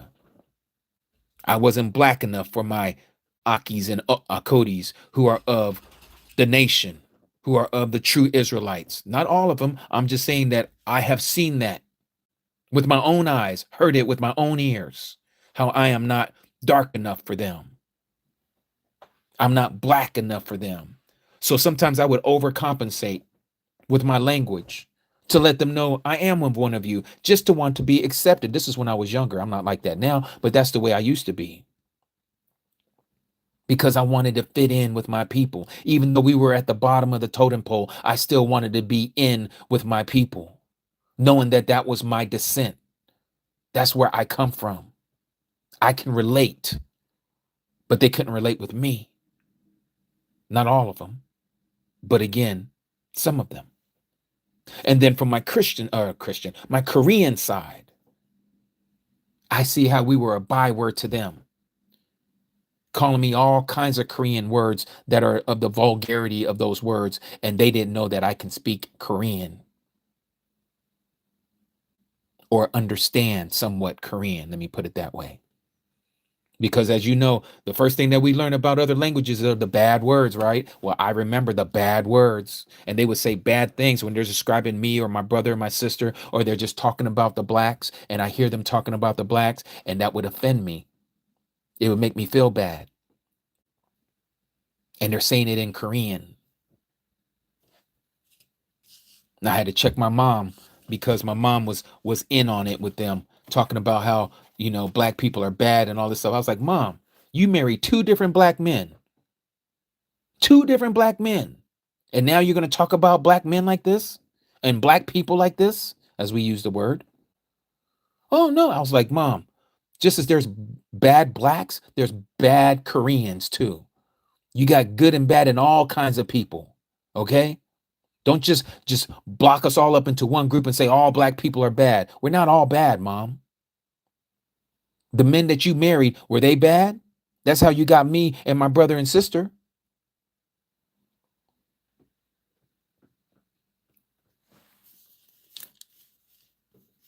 So we become a proverb, and they call us bad names all over the world in their languages. They all have one for us. We're not going to get into it, but you know what I'm talking about. You take much seed out into the field, but gather little in, for the locust consumes it. You plant vineyards and shall labor, but you neither drink of the wine nor gather, for the worm eats it. You have olive trees in all your border, but do not anoint with oil, for your olives drop off. You bring forth sons and daughters, but they are not with you, for they go into captivity. Children sold off. Locusts possess all your trees and the fruit of your ground. The foreigner, the sojourner who is among you, rises higher and higher above you, but you come down lower and lower. Once again, this is an identifying marker of what's happening right here in the great old United Snakes of America. Let me give you a prime example. Here we have our ancestors have built by their hands and feet and their backs this country called the United Snakes of America. That's what I call it anyways.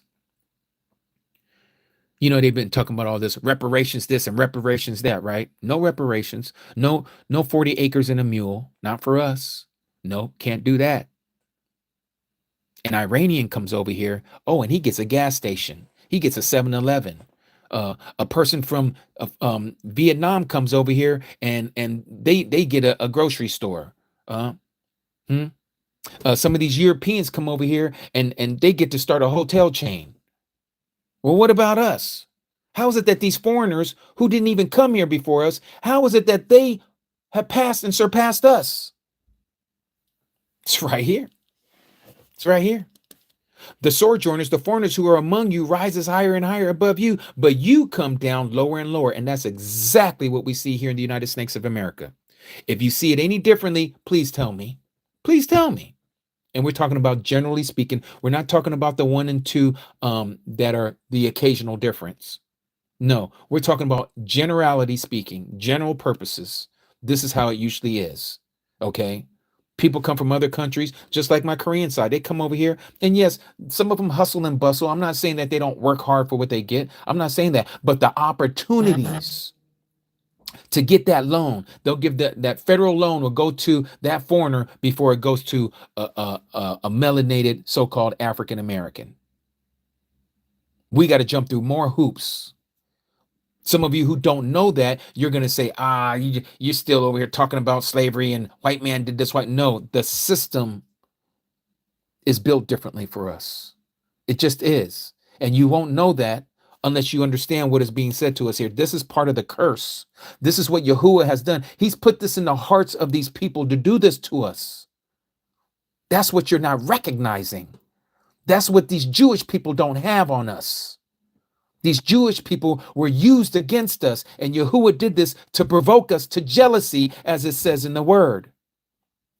He used these people to provoke us to jealousy, to make us angry, to make us look at them and say, oh man, you done took our identity. You done stole everything who we are. And that's exactly what Yahushua says I will do. I will take and I will remove this kingdom from you, and I'm going to give it to another people. And that's what he did.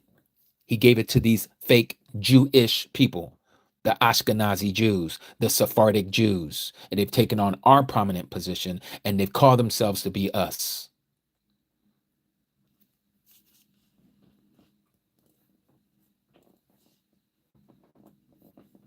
Let's continue. And all these curses, let me back up. He lends to you, but you do not lend to him. He is the head, you are the tail. Again, speaking of these bankers. Who are the bankers? Jewish people. They're the ones who run all of this. They're the ones who's running the Federal Reserves. All the federal central banks in all these Western countries are being ran by them. And you can go all the way back to the days of Rothschild.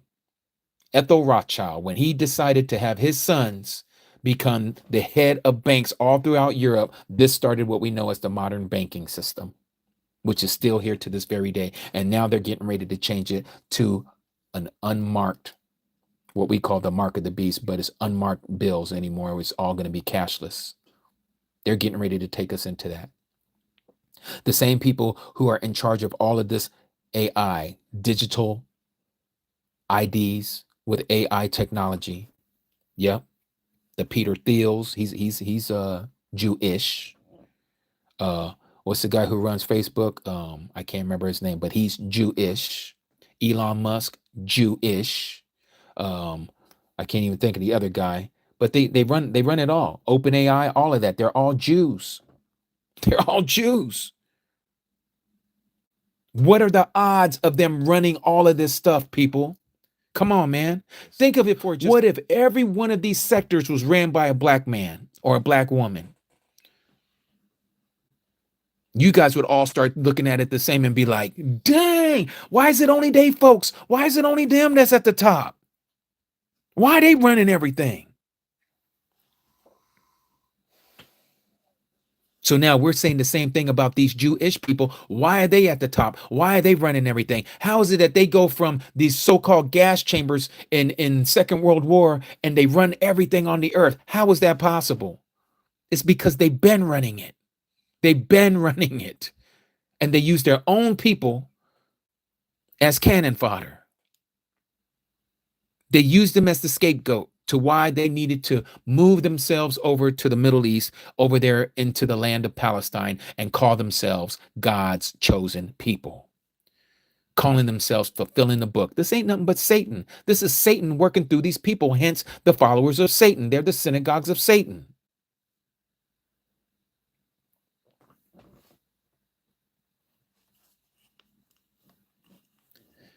And all these curses shall come upon you, and they shall pursue and overtake you until you are destroyed, because you did not obey the voice of Yahuah, your Alua Elohim, to guard his commandments and his laws, which he commanded you. And they shall be upon you for a sign and for a wonder, and on your seed forever. This is why we know who are the true people of the book, because all these curses were going to be identifying markers to let the rest of the people know, including ourselves, who we are. These curses shall follow you. They shall follow you. Now, put these same curses upon these Jews. Let's see if they meet any of these identifying markers. They don't. They have all the identifying markers of the blessings and not the cursings. We, on the other hand, have all the cursings. That is not by accident. That is not by accident. It was our people who unalived the Messiah, not those fake Jews. They aren't the ones who unalived the Messiah. It was our people who unalived the Messiah, the true Jews. We were the ones that said to him, to Pontius Pilate, let his blood be upon us and our children. Let me show you this. This is what caused this curse that we're reading about in Deuteronomy chapter 28.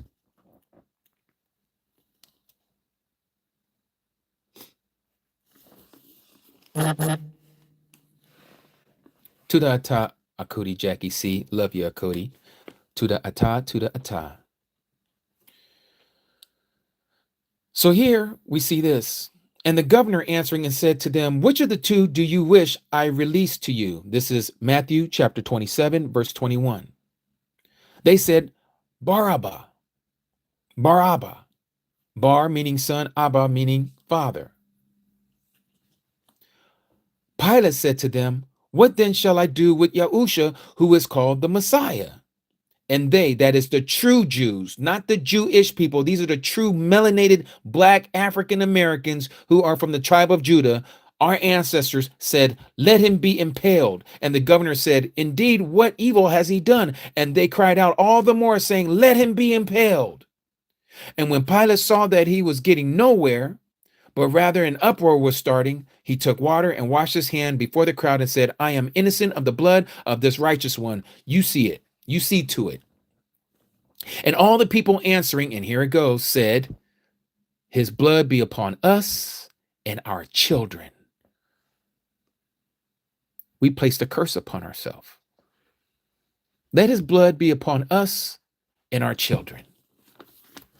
This brought about what we're reading in Deuteronomy chapter 28, starting at verse 15 all the way to verse 68.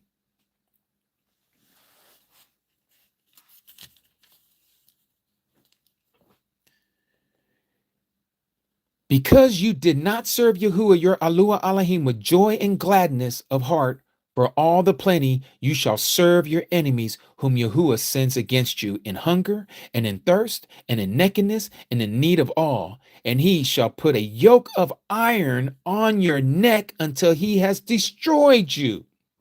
Wait a minute, another identifier marker. What Jewish people do you know of that had yokes of iron on their necks? You ever seen a picture of any Jewish people? I'm talking about the whole family, the generation of Jews, all ball and chain, shackled up, got bells on their necks, a yoke on their neck. You never saw one. You never saw one because they're not the people of the book. They're not the people of the book. Yahuah shall bring a nation against you from afar, from the ends of the earth, as swift as the eagle's flies, a nation whose language you shall not understand. Oh, you mean like Portuguese? You mean like French? You mean like English? You mean like Spanish? Exactly. Why? Because we speak Hebrew. We speak Abrit, not Aramaic, like you white tea folks want us to believe through your theological seminary schools, got us all trying to believe and had us believing that we spoke Aramaic. We are not from Assyria. We're Hebrew through and through. Stop trying to change the storyline. They come with fierce-looking people, which shall show no regard to the elderly, no show favor to the young, and they shall eat the fruit of your livestock and the fruit of your land until you are destroyed. They leave you no grain, nor new wine, nor oil, nor increase of your cattle, nor offspring of your flocks, until you have been destroyed. And they shall besiege you at all your gates till your high and fenced walls in which you are trusting in come down in all your land, and they shall besiege you at all your gates in all your land which Yahuah your Yahuah Elohim has given you. When did this happen? 70 AD. When their land was taken from them, when they fled Jerusalem, when they fled into Western Europe and Western Africa. Verse 52, and they shall besiege you at all your wall and gates and high. Oh, I already read that one. Let's go to verse 53. And you shall eat the fruit of your own body, the flesh of your sons and your daughters, whom Yahuah your mighty one has given you in the siege and the distress in which your enemies distress you. What did they do? Go back and look at the last stand of Masada. Look it up. Masada.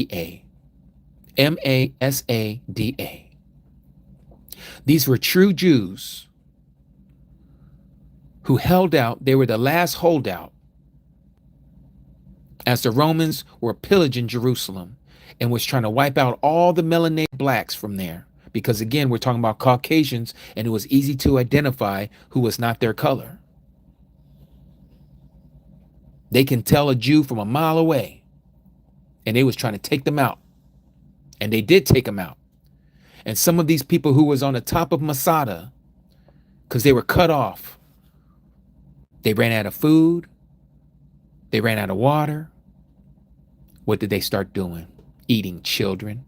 Our people became cannibals. And then they unalived one another so that they would not fall victim and go into servitude by the Romans. They ended up they started unaliving each other.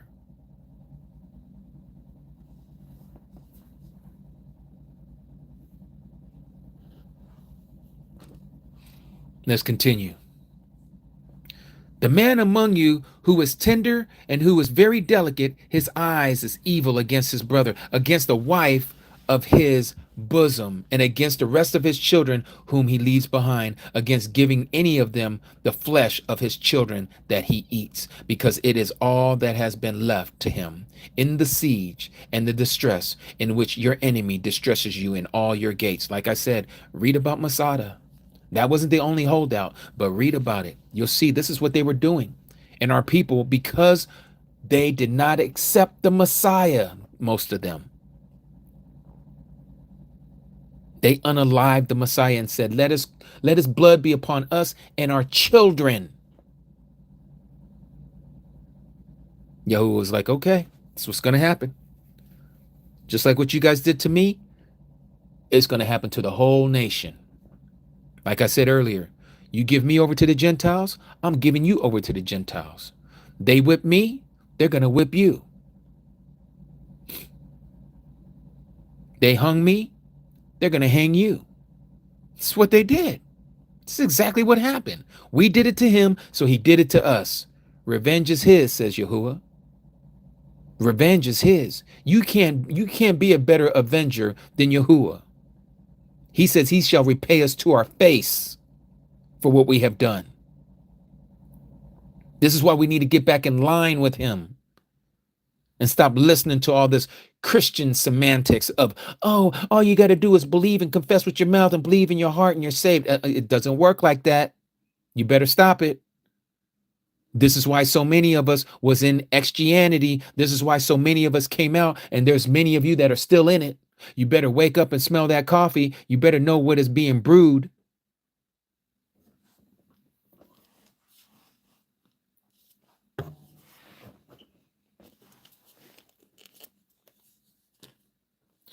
Verse 56, the tender and the delicate woman among you, who has not tried to set the sole of her foot on the ground because of her delicateness and tenderness. Her eye is evil against the husband of her bosom, and against her son, and against her daughter, and against her seed which comes out from between her feet, and her children whom she bears, for she eats them in secret for lack of all, in the siege and distress with which your enemy distresses you in all your gates.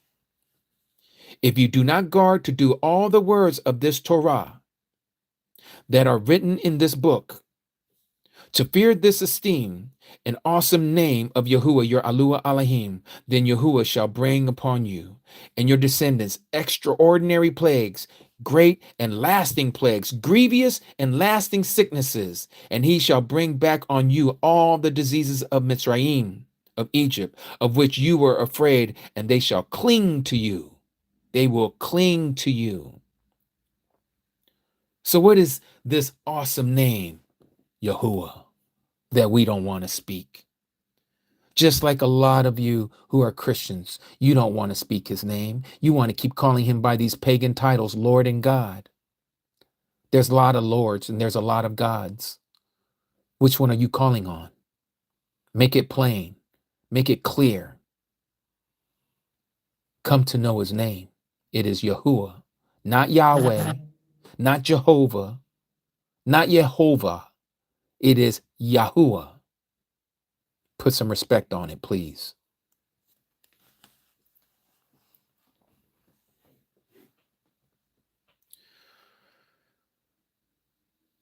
Verse 62, and you shall be left with few men, although you had become as numerous as the stars of the Shamayim, because you did not obey the voice of Yahuah, your mighty one. And it shall be that as Yahuah rejoiced over you to do righteousness and increase you, so Yahuah does rejoice over you to destroy you and lay you waste. And you shall be plucked up from off the land which you go to possess. Notice that. He's telling this to the children of Yashua before they even went into the promised land at the time of the reading and the writing of this book called Dabarim or Deuteronomy. They haven't even entered into the promised land yet. They didn't cross over the Jordan yet. That doesn't happen until we read into the book of Joshua, which is actually the book of Yahusha. He's already telling them, this is what's going to happen to you guys. You're going to lose this land because of your disobedience for not following my law.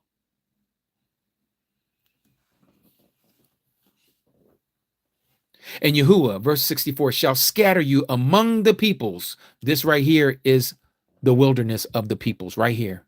Ezekiel chapter 22. I shall scatter you among all the peoples, from one end of the earth to the other, and there you shall serve other mighty ones, which neither you nor your fathers have known. So that means that we're serving something different, something new that none of us know. Not what the Messiah taught. No, we're going to learn something new. What's that new? What's that new?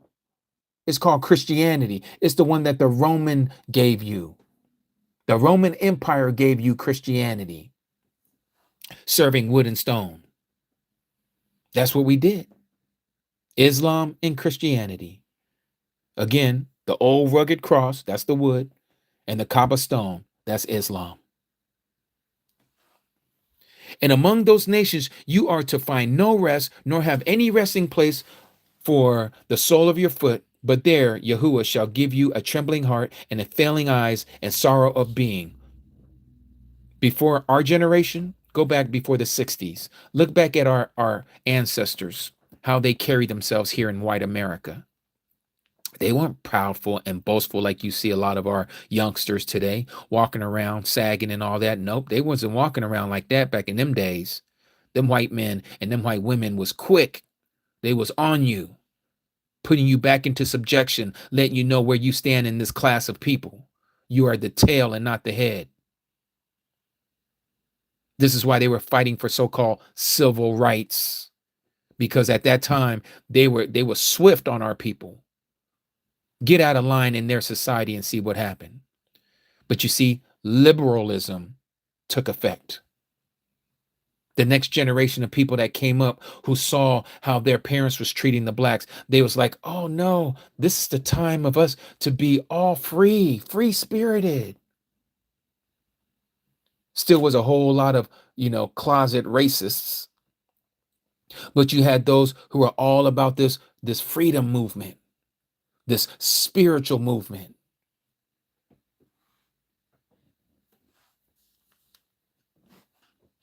And in the morning, you would say, oh, that I wish it was evening. And at evening, oh, I wish it was morning. I used to say this literally in my brain when I was in prison.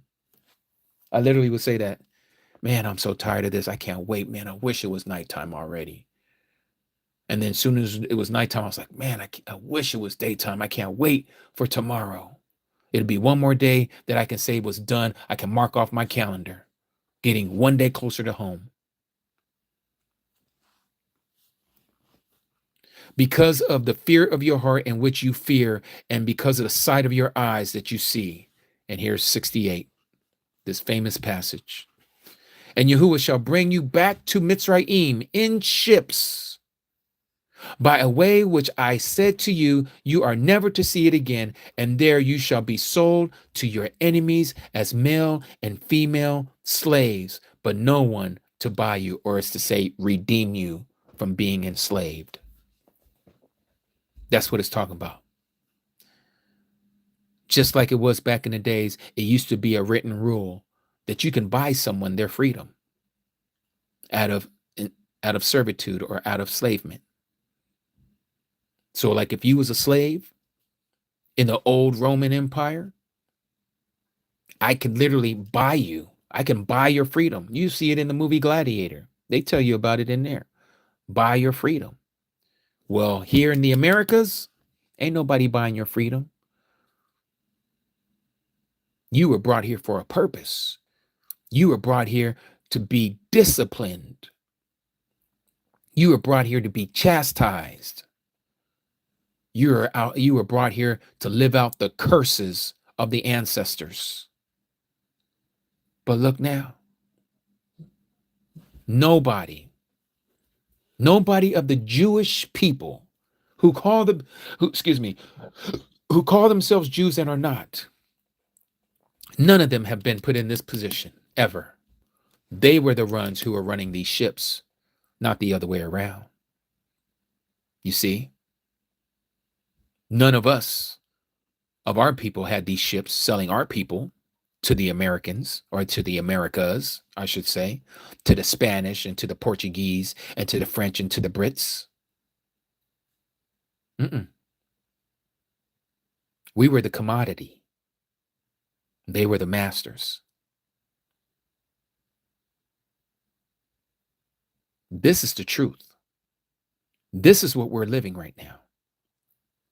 This is another reason why we know we're not in so-called Satan's little season of TORAH and all these other things that these people who are talking about this, because they don't understand prophecy, nor do they understand history. Because if they understood history and prophecy, they would never make the claim that they're making, that we're in Satan's little season, because they would understand where we are on the timeline and of the scope of all things.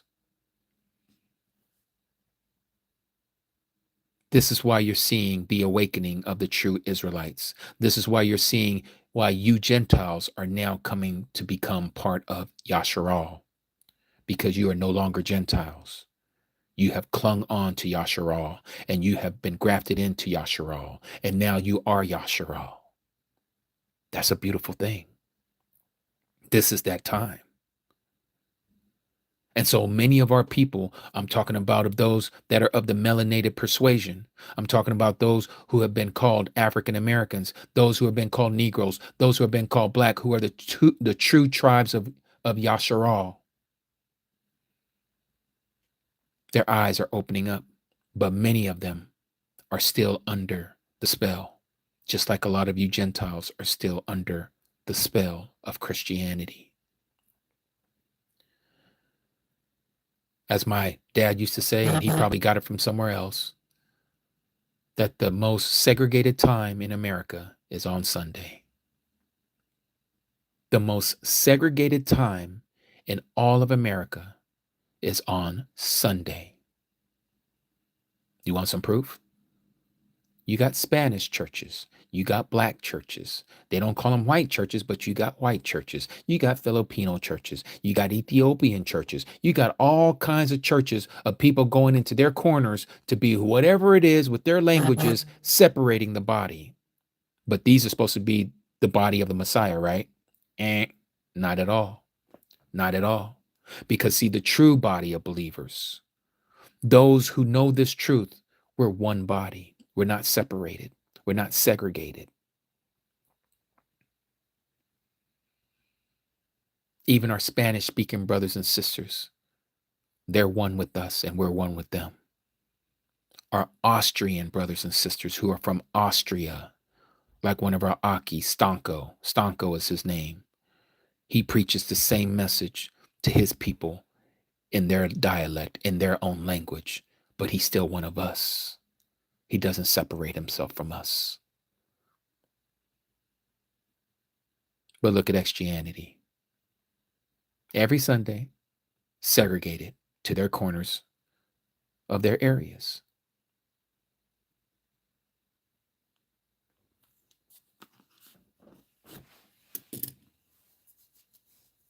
And so we just went down a journey, reading Deuteronomy chapter 28, speaking of who the true people are and who are not, and how ones can be grafted in and those who are not.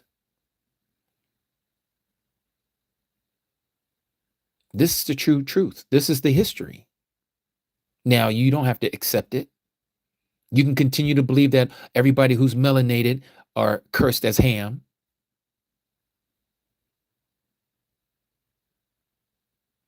But even those of the Hamites are African brothers and sisters who are coming into this truth. The curse has been lifted.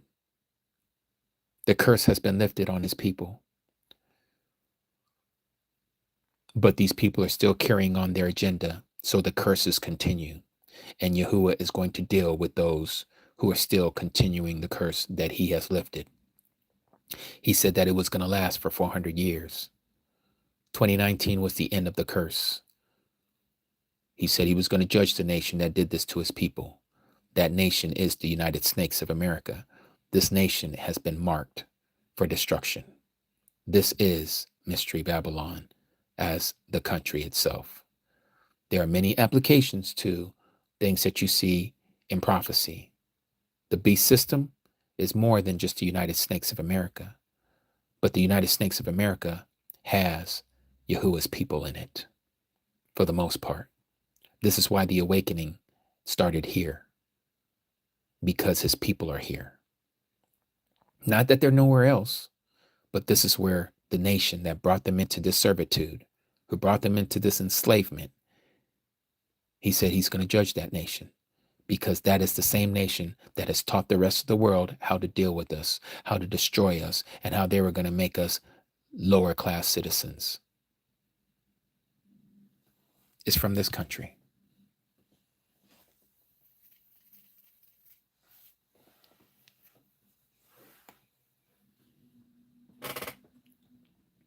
And here it is. You have Christians who like to use this passage all the time. Let's go there. Let's go to 2 Chronicles. Let's read this.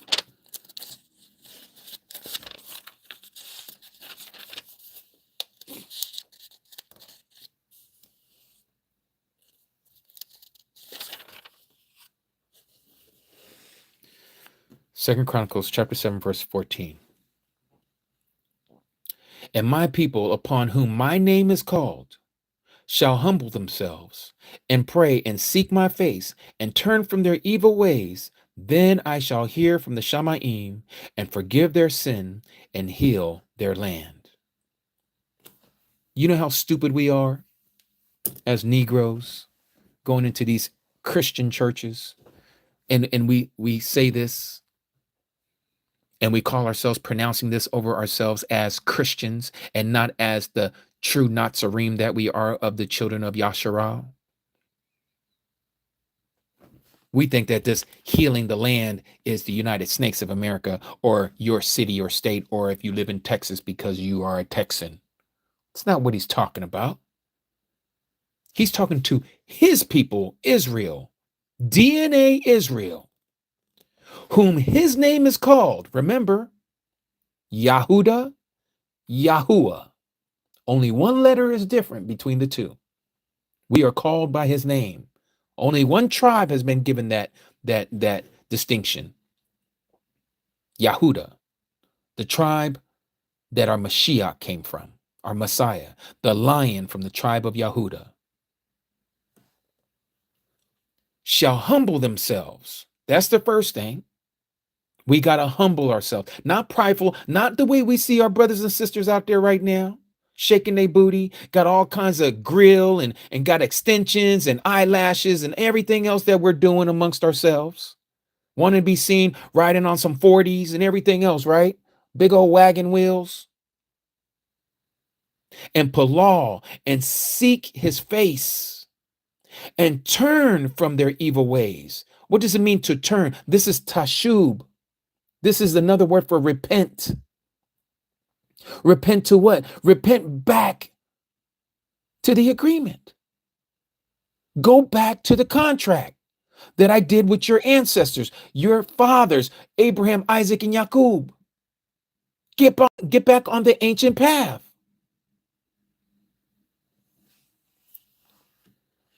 Then I shall hear from heaven and forgive their sin and heal their promised land.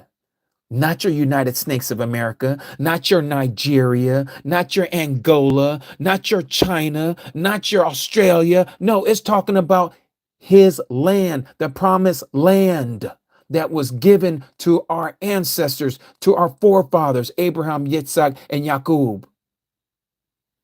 Our land isn't healed right now. The Gentiles are running over the land. There are skirmishes all day long. There's no peace over there. That's our property. That belongs to us. He's going to take us back there. That's where we belong. Not here in the Americas, not in Australia and New Zealand, not in Great Britain and Canada. No, Jerusalem is our home. That whole area belongs to us. Everything west of Euphrates and east of the Nile belongs to us, and the whole Arabian Peninsula is ours. All that Saudi Arabia, Abu Dhabi, all that stuff, that's ours. That belongs to us. That is where the soles of the foot of Abraham walked. He said, everywhere where your soles of your foot touches, that is your land. I'm giving it to you. Where did Abraham walk? He walked all the way from Ur, which is close to Baghdad, which we know is Iraq today, all the way to what we know today as Cairo, Egypt. And everything in between belongs to us, to the nation of Yasharal. That's our home. But it ain't our home right now. He ain't going to heal it right now. Why? Because we still have to go through this progress. We still have to go through this. There's more of us that have to turn from our wicked ways and cling on to the Mashiach, seeking his face, palaling to him, fasting to him. Then he shall heal our land, and he shall bring us back, and he will remember the agreement that he made with Abraham and Isaac and Jacob, and he shall restore us unto that land once again. And all of our ancestors who all kept the commandments, they shall all come back to life, restoring them into life once again.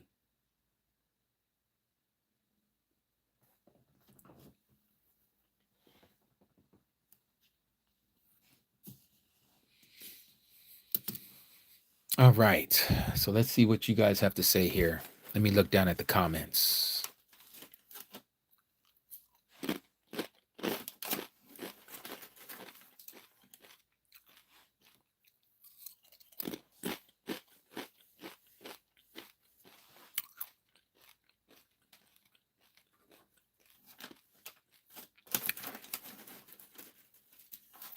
Let's see here.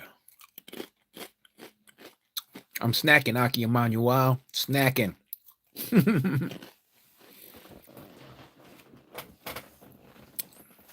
Yep, just want to see here what you guys have to say. After sharing all that information, I know that was a lot to take in.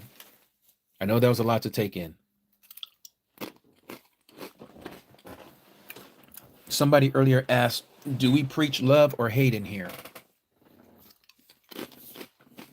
We preach love and we expose the hate.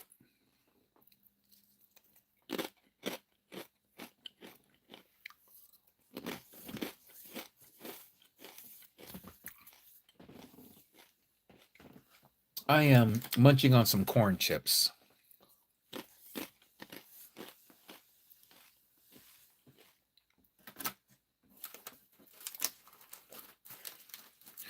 You're all welcome for what we were sharing today. And I want to thank you all for listening. I ask that you share this live. We come on every weekend. And we ask that you would subscribe and follow us. We are a last day army. We are moving into the truth more and more every day. We have others that share this message. I'm not the only one. They're from all walks of life, from all different areas of the Arats of the earth. Just want to do the will of our Abba Yahuah, who's in the Shamayim. So these are our brothers and sisters and mothers, the ones who are doing the desire, the will of our Father. That's right, Aki, Cody Jackie. We are all ambassadors of Yahuah.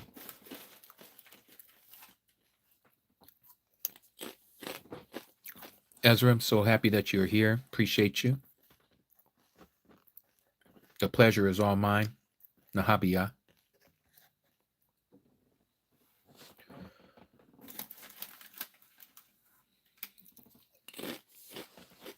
Great to see you here, Aki Lester from Barbados. He's another one of our Akis that share the truth on TikTok. They have a get together with Akodi Vanetta and Akodi Cecile and Aki Ethan. Can't forget him. Our Aki from South Africa.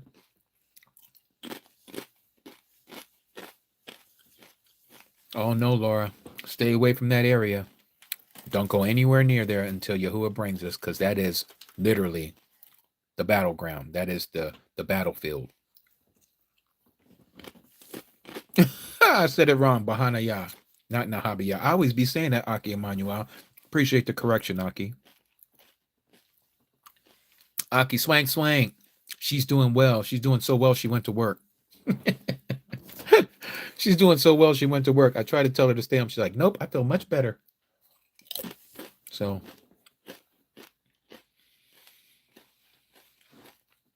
oh yes, so that's another thing, right? Askaya, you just brought up a great thing. I wanted to bring this up. So here you have these Buddhist monks walking all throughout the southeast part of the United States of America. Now think about this. And they're being celebrated by Christians and by all these people that are like, oh, they're walking in peace. Yay. Right? Why are Christians accepting this? I tell you why. Because the Christians are no different. Even though Christians say that they don't follow works, yet they look at works. And they look at Buddhists and say, oh man, that's a peaceful religion. They're all about meditation. You know, they're all about being in harmony with everything in the earth and with nature. And now here they are walking about peace.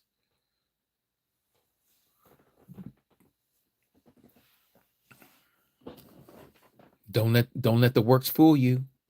Yes, Lauren. If you want to get one of Cody, just email me, and we'll get it sent out to you. Again, I know there's some of you, and I am behind on, answering my email, but please be patient with me. I'll get to you when I get a chance.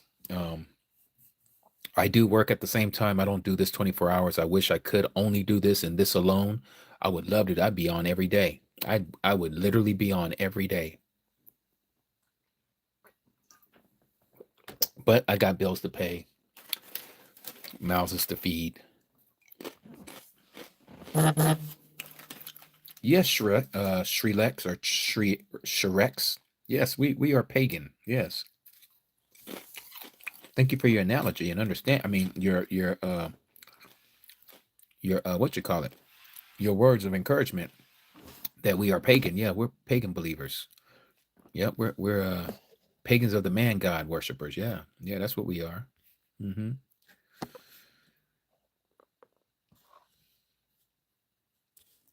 Andy Jepson, you said, is the area you said is ours, is it around 1,076 by 1,076 miles to fit New Yahushalom? The area is actually larger than that. And we know that the area that is there now is not going to be the same area. It's still going to be the same location, but there's going to be more land mass. Why? Because as it says in Revelation chapter 22, there will be no ocean there. Okay, there's going to be more land than ocean. And we're talking about the whole earth. So yeah, New Yahushalom will sit nicely right there.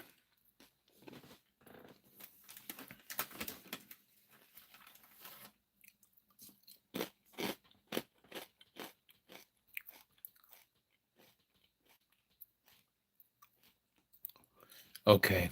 We would definitely, Aki Stephen, we will pull off for your sister Lupe. Man, that's terrible. I hope everything's okay. Robin, you said you've been very patient. I know, Aki. I definitely need to get in, look into them, hopefully tonight, and try to get in. Shalom, Ak Al. Thanks for letting me know. Song wasn't feeling well. I know. I'm telling you, that's what it's getting to. Because I got so many emails. I can't even. I just feel like every time I do a live, I'm just getting swamped with more and more that I need to catch up on. Like literally.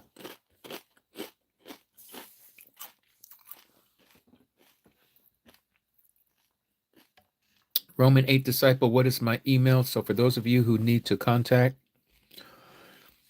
and get a hold of me, some of the things you can find on our website at ambassadorsofyah.com. It'll take us to our link tree that our Cody Nazareth put together. Let me see here. Where is my topics? Oh, here it is. Okay, so let me show you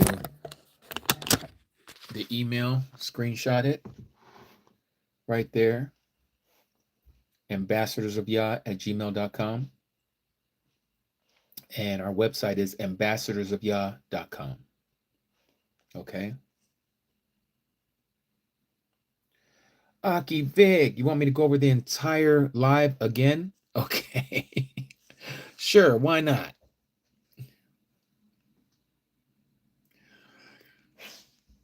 What is the so-called peace walk for?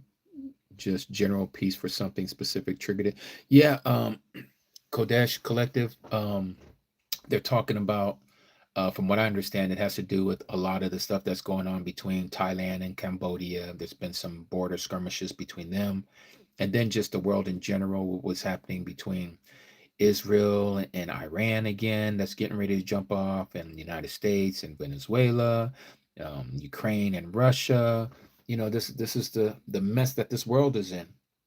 So, yeah, this is their reason. So they say. What is the Bible that I'm reading from, Antonio? It is called The Scriptures, TS 2009.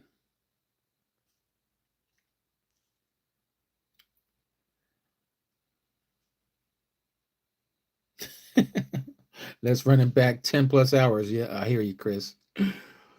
Thank you very much for standing for truth and Yahuah. You're very welcome, Cody Laura. Nicole, you said you recently saw a scripture. I see you, Aki Ian. I recently saw a scripture that said Gentiles will bring Yasharal or Yehuda into the promised land and be their servants. Okay, let me read that again. I recently saw a scripture that said Gentiles will bring Yasharal or Yehuda into the promised land and be their servants. Okay, yeah, so you're talking about the passage, and I can't remember exactly.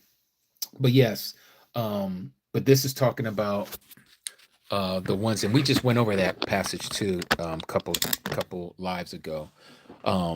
This is those who we're going to be ruling and reigning over. This is not talking about those who have grafted into Yasharal, who used to be Gentiles. See, this is where people get this stuff mixed up. They want to group the people together like, oh, because of your skin color, you're a Gentile, you never have salvation. You're always going to be the tail and not the head. This is not what the scripture says about the Gentiles who have made themselves to cling on to Yasharal, who've been grafted in. Okay. Those who have been grafted in are as one as Yasharal. These people are not going to be our servants.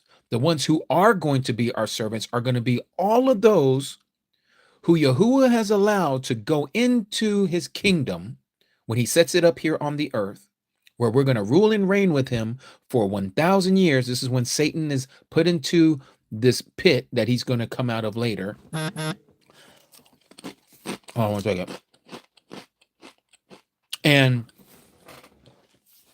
But there's going to be people, be it they're maimed, they're lame, they have a medical condition, they have a mental condition where they have people over them, let's say like a little child, right? And the little child has parents and here's time to get marked with the mark of the beast. Well, the children have no say so because they're under the auspices of their dad and mom. So they're going to go. And if the dad and mom get the mark, guess what's going to happen to little Susie or Johnny? They're also getting a mark. But let's say that little Susie and Johnny are alive at the time of the appearing of our Messiah when he cracks that sky. Little Susie and Johnny, who were under the age of accountability, they shall enter in to the promised land, just like it was with ancient Yasharal. Ancient Yasharal, our ancestors, everyone who was over the age of 20 and above, they didn't get to enter into the promised land. Their carcasses fell in the wilderness. So it's going to be the same with the youngsters. They are going to enter in, and those who have mental challenges, they're going to be restored. They're going to have children. They're going to procreate. But those of us who made the first resurrection, we're not procreating. We're not being judged anymore. We're not being tested anymore because we passed on from death unto life. We are now kings and priests. We are ruling and reigning in this kingdom, and these are going to be our subjects. So those are the ones that you're reading about who are going to be our servants, not those who are Gentiles who grafted into Israel and now are part of Israel, because they're going to rule and reign with us as well. I hope that helps you out.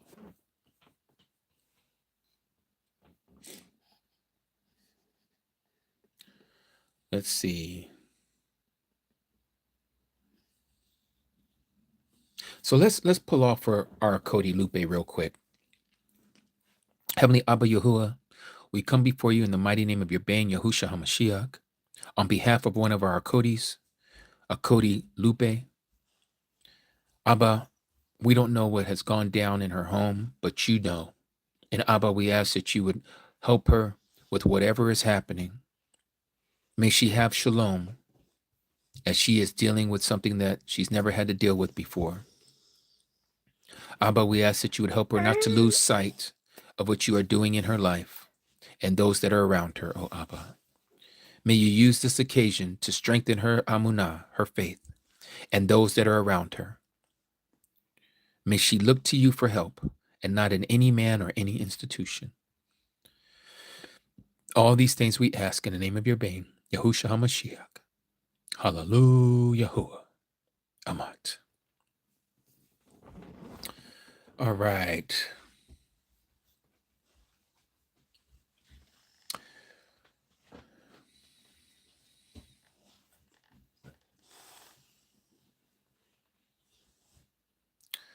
Little light of the Messiah. Thank you for your words, even though we don't use a lot of those words and we don't follow that calendar. The new year isn't until spring equinox, but thank you. We don't follow the pagan calendar, nor the pagan holidays.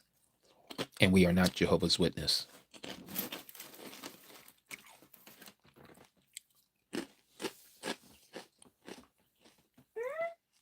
What up, Onyx?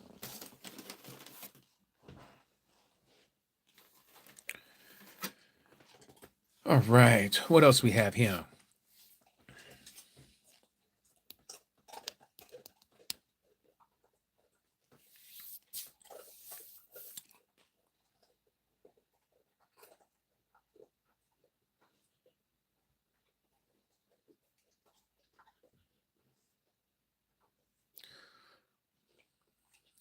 Yes, definitely do not be partakers of this pagan. Yes. Exactly. Amat. Okay, Mishpaka. So we're going to be back on tomorrow. And we are hitting the 6-hour mark now that I've been on. And like I said, you know that I can do this for a very long time. Yes, all praises to the Most High Abba Yahuah. And we hope that you guys will once again reconvene with us tomorrow, 1 o'clock Pacific time, 2 o'clock Mountain, 3 o'clock Central, 4 o'clock Eastern, 5 o'clock Atlantic, 9 o'clock in London, Lagos, Nigeria. Let me show you our schedule here. You can take a screenshot of that.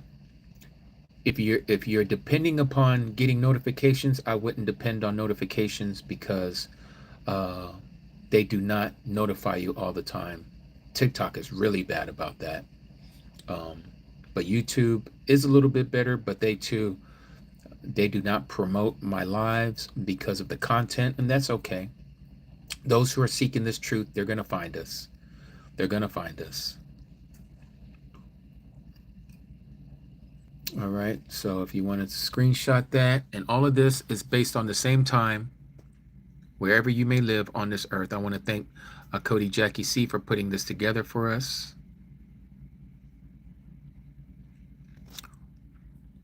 All right.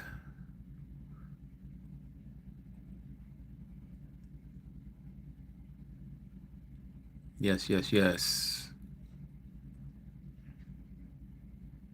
Mm-hmm. All right. So I hope everyone took a screenshot that needed to.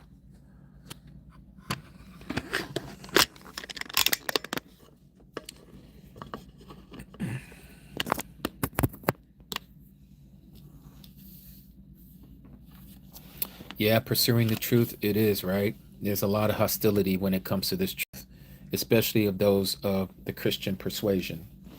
Um, and it's by design that it's this way, because a lot of them, because of the programming, the indoctrination that has been fed to us every Wednesday and Sunday,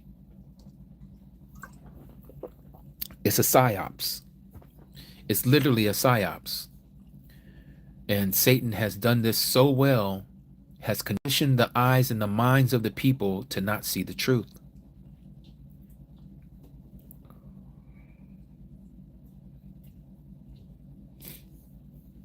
Mm-hmm.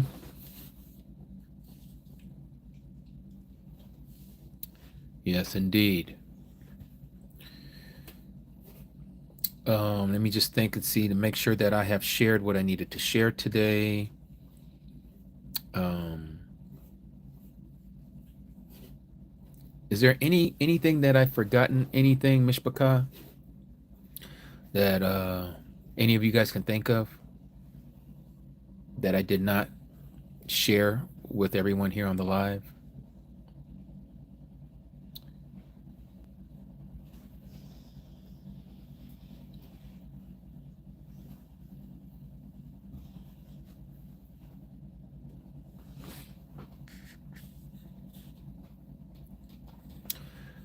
I was just wondering if any of you knew anything that I might have forgot that I had spoken to you guys. Um, I don't think I forgot anything. Want some chips? Well, I guess you gone and get you some. Gone and get you some. By the way, so tomorrow is Arak Yom. Arak meaning preparation. So tomorrow is the preparation day for the Sabbath. I know some of you are like, probably, if you're hearing this for the first time and you're like, so Laura, this is your first time here. We appreciate you being here, Laura. Really appreciate you being here. Many of you probably believe that tomorrow is the Sabbath when it is not. Um, you'll probably have to come and listen to some more of our studies and learn it with us. Why tomorrow is not the Sabbath, and why right now Sunday is the Sabbath, but it will only be that until the spring equinox, and then the Sabbath is going to change to Monday. And so, again, this is one of the things that we're really serious about, and we're happy about Yahuah restoring us to his calendar, his timepiece. So let me go ahead and show you, because Cody Stella just reminded me. Okay, so if you have a calendar bead like I have here, these calendar beads are available. Email me and let me know your request that you want a calendar bead. My Asha, which is my wife, she's the one who makes these. So we are on the 10th month, okay, on the 16th day of the month, all right, which would look like this for those of you. So if you count, so we know this to be 4, 5, 6, 7, 8, 9, 10, 11, 12, 13, 14, 15. Did I say that right? 16? Let me count that again. That's 4, 5, 6, 7, 8, 9, 10, 11, 12, 13, 14, 15. I said 16. I meant 15. Today's the 15th day. Yes, Joanna.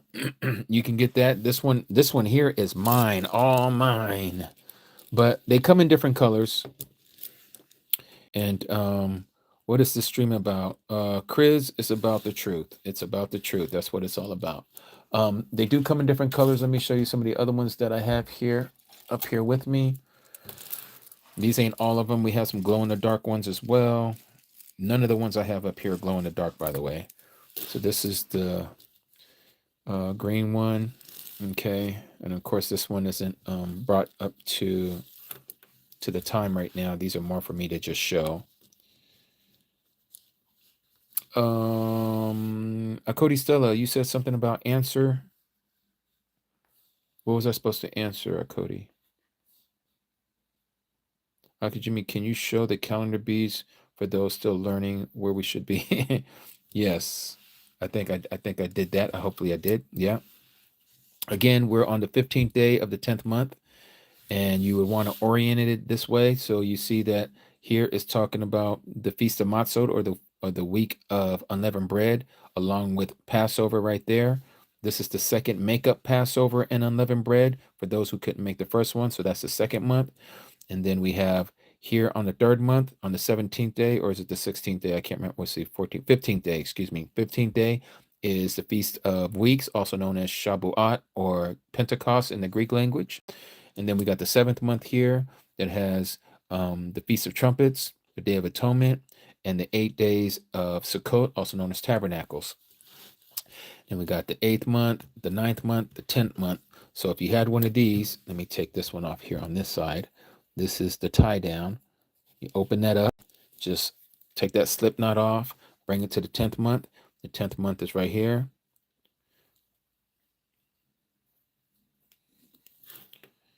And we are on the 15th day, which would be right here. You just tie that down like that, and there it is. Now that one's up to date. Okay, so that's that one. And again, we have a lot of them. This is just the one that I have here that I'm sharing with you guys. Then we have this black and gold one with the white.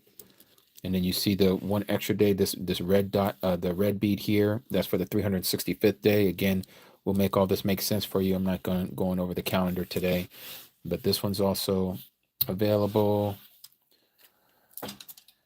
And then we have this one here. This is one of our first ones. I call this one the candy corn. Looks like the candy corns. Remember the candy corns?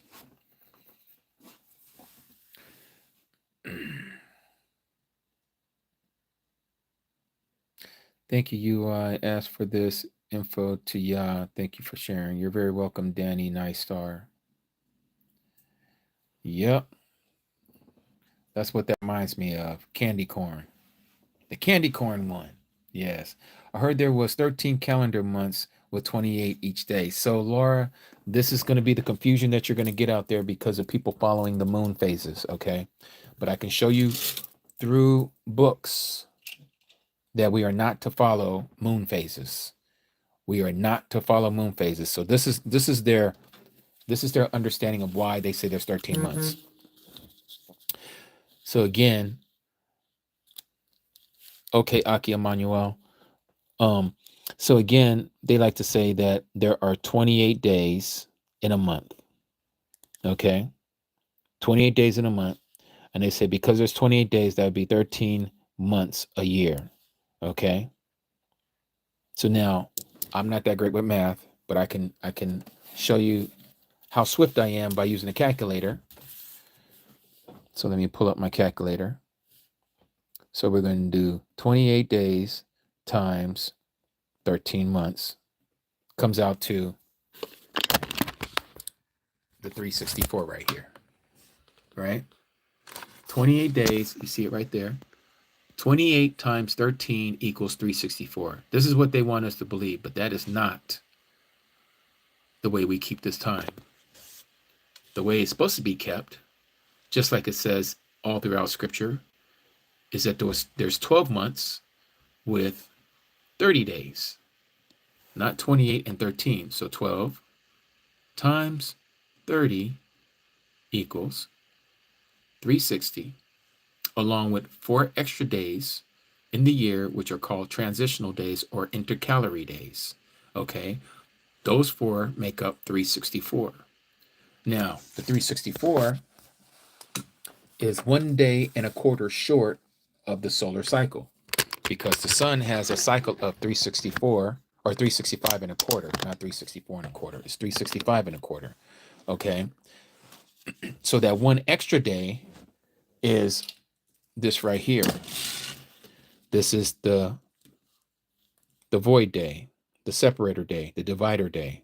Okay, it's the day after the last Sabbath. So every gold bead on here, there's 52 of them in a year for 2 weeks. 7 times 52 brings you to 364 days in a year, not 13 months, each one being 28 days. And that's wrong. That's not what we're to follow. We're to follow the sun and not the moon. So this divider day has to come at the last Sabbath of the year. Okay, this separates. That's the day to add the 365th day, and every 4 years you're going to have 366 days, and we know that because the spring equinox is going to be offset by 1 extra day, so there'll be 2 days between the last Sabbath and the recounting to the first day of the week. So again, here what you're seeing is the last Sabbath of the year. Right after the last Sabbath is a void day, because you cannot split up the days of the week. You have to have it 7 days in a row. But you can stop it right after the last Sabbath to start again a 7-day count. So this would be the first day, second day, third day, and then the first of the year is the 4th day, which is the spring equinox, 4th day of the week, which is the day that the sun, moon, and stars were created in Genesis chapter 1, verses 14, 15, and 16. And so from the spring equinox, 3 days later, you find your first Sabbath. That's the 7th day right there. And that's how we find our time. This is all backed up in the book of Jubilees, in the book of Enoch, and the Dead Sea Scroll parchments.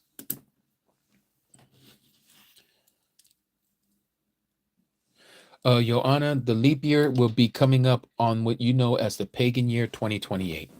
It's every 4 years. Every 4 years. So 2028 is the next one. The last one was 2024. So 2028 there'll be 2 days between the last Sabbath and the spring equinox. And then the next one will be the year 3032 or 2032, excuse me. 4 days, 4 years after that.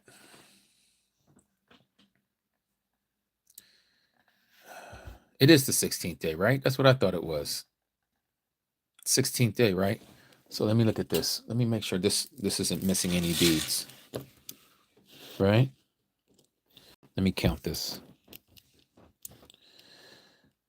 1, 2, 3, 4, 5, 6, 7, 8, 9, 10, 11, 12, 13, 14, 15. Oh, yes, I just didn't pull it up one. That's my fault. 16. I thought it was the 16th today. Yeah, because tomorrow is Yaum, which is preparation day, the day before Sabbath. Yep, so that's right. Yep, 6, 7, 5, and then 6, 7. Yep, that's correct. We are on the 16th day today of the 10th month, Janet. My fault.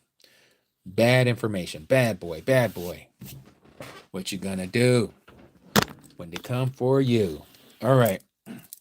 Okay, Miss Baka. So again, want to thank all of you for your time and your patience and your questions and your comments, and hope that all of you have a great Layla meaning night, and hope to see you all again tomorrow. May Yahuah barak you and keep you, and may he allow the countenance of his light to shine upon you. Let me go ahead and send you all off with the Aaronic barakah. Numbers chapter 6. Numbers chapter 6, verse 22. And it reads, And Yahuah spoke to Moshe, saying, Speak to Aaron and his sons, saying, "This is how you barak the children of Yasharal. Say to them, Yahuah barak you and guard you. Yahuah make his face shine upon you and show favor to you. Yahuah lift up his face upon you and give you shalom. Thus they shall put my name on the children of Yasharal, and I myself shall barak them." Hallelujah. Yahuah. Again, my name is Ak Jimmy, which is another way of saying Brother Jimmy in the Abrit language, in the Hebrew language. And we are the ambassadors of Yah.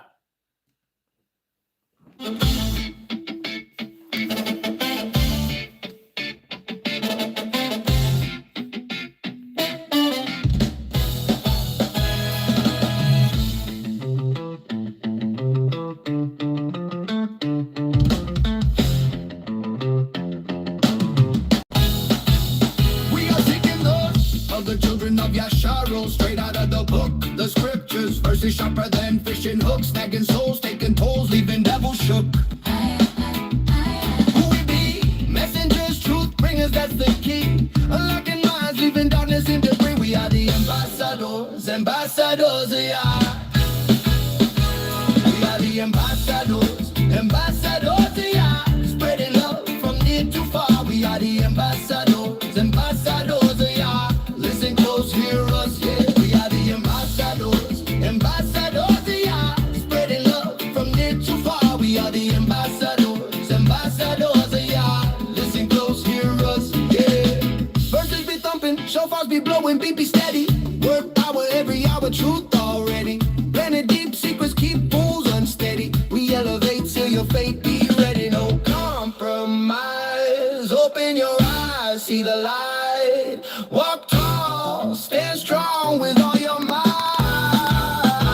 We are the ambassadors, ambassadors of Yah. Spreading love from near to far. We are the ambassadors, ambassadors of Yah. Listen close, hear us, yeah. We are the ambassadors, ambassadors of Yah. Spreading love from near to far. We are the ambassadors, ambassadors of Yah. Listen close, hear us, yeah.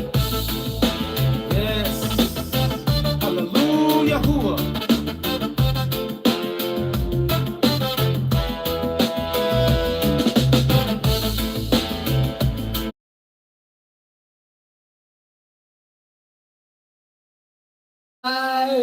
Walk tall, stand strong with all your might.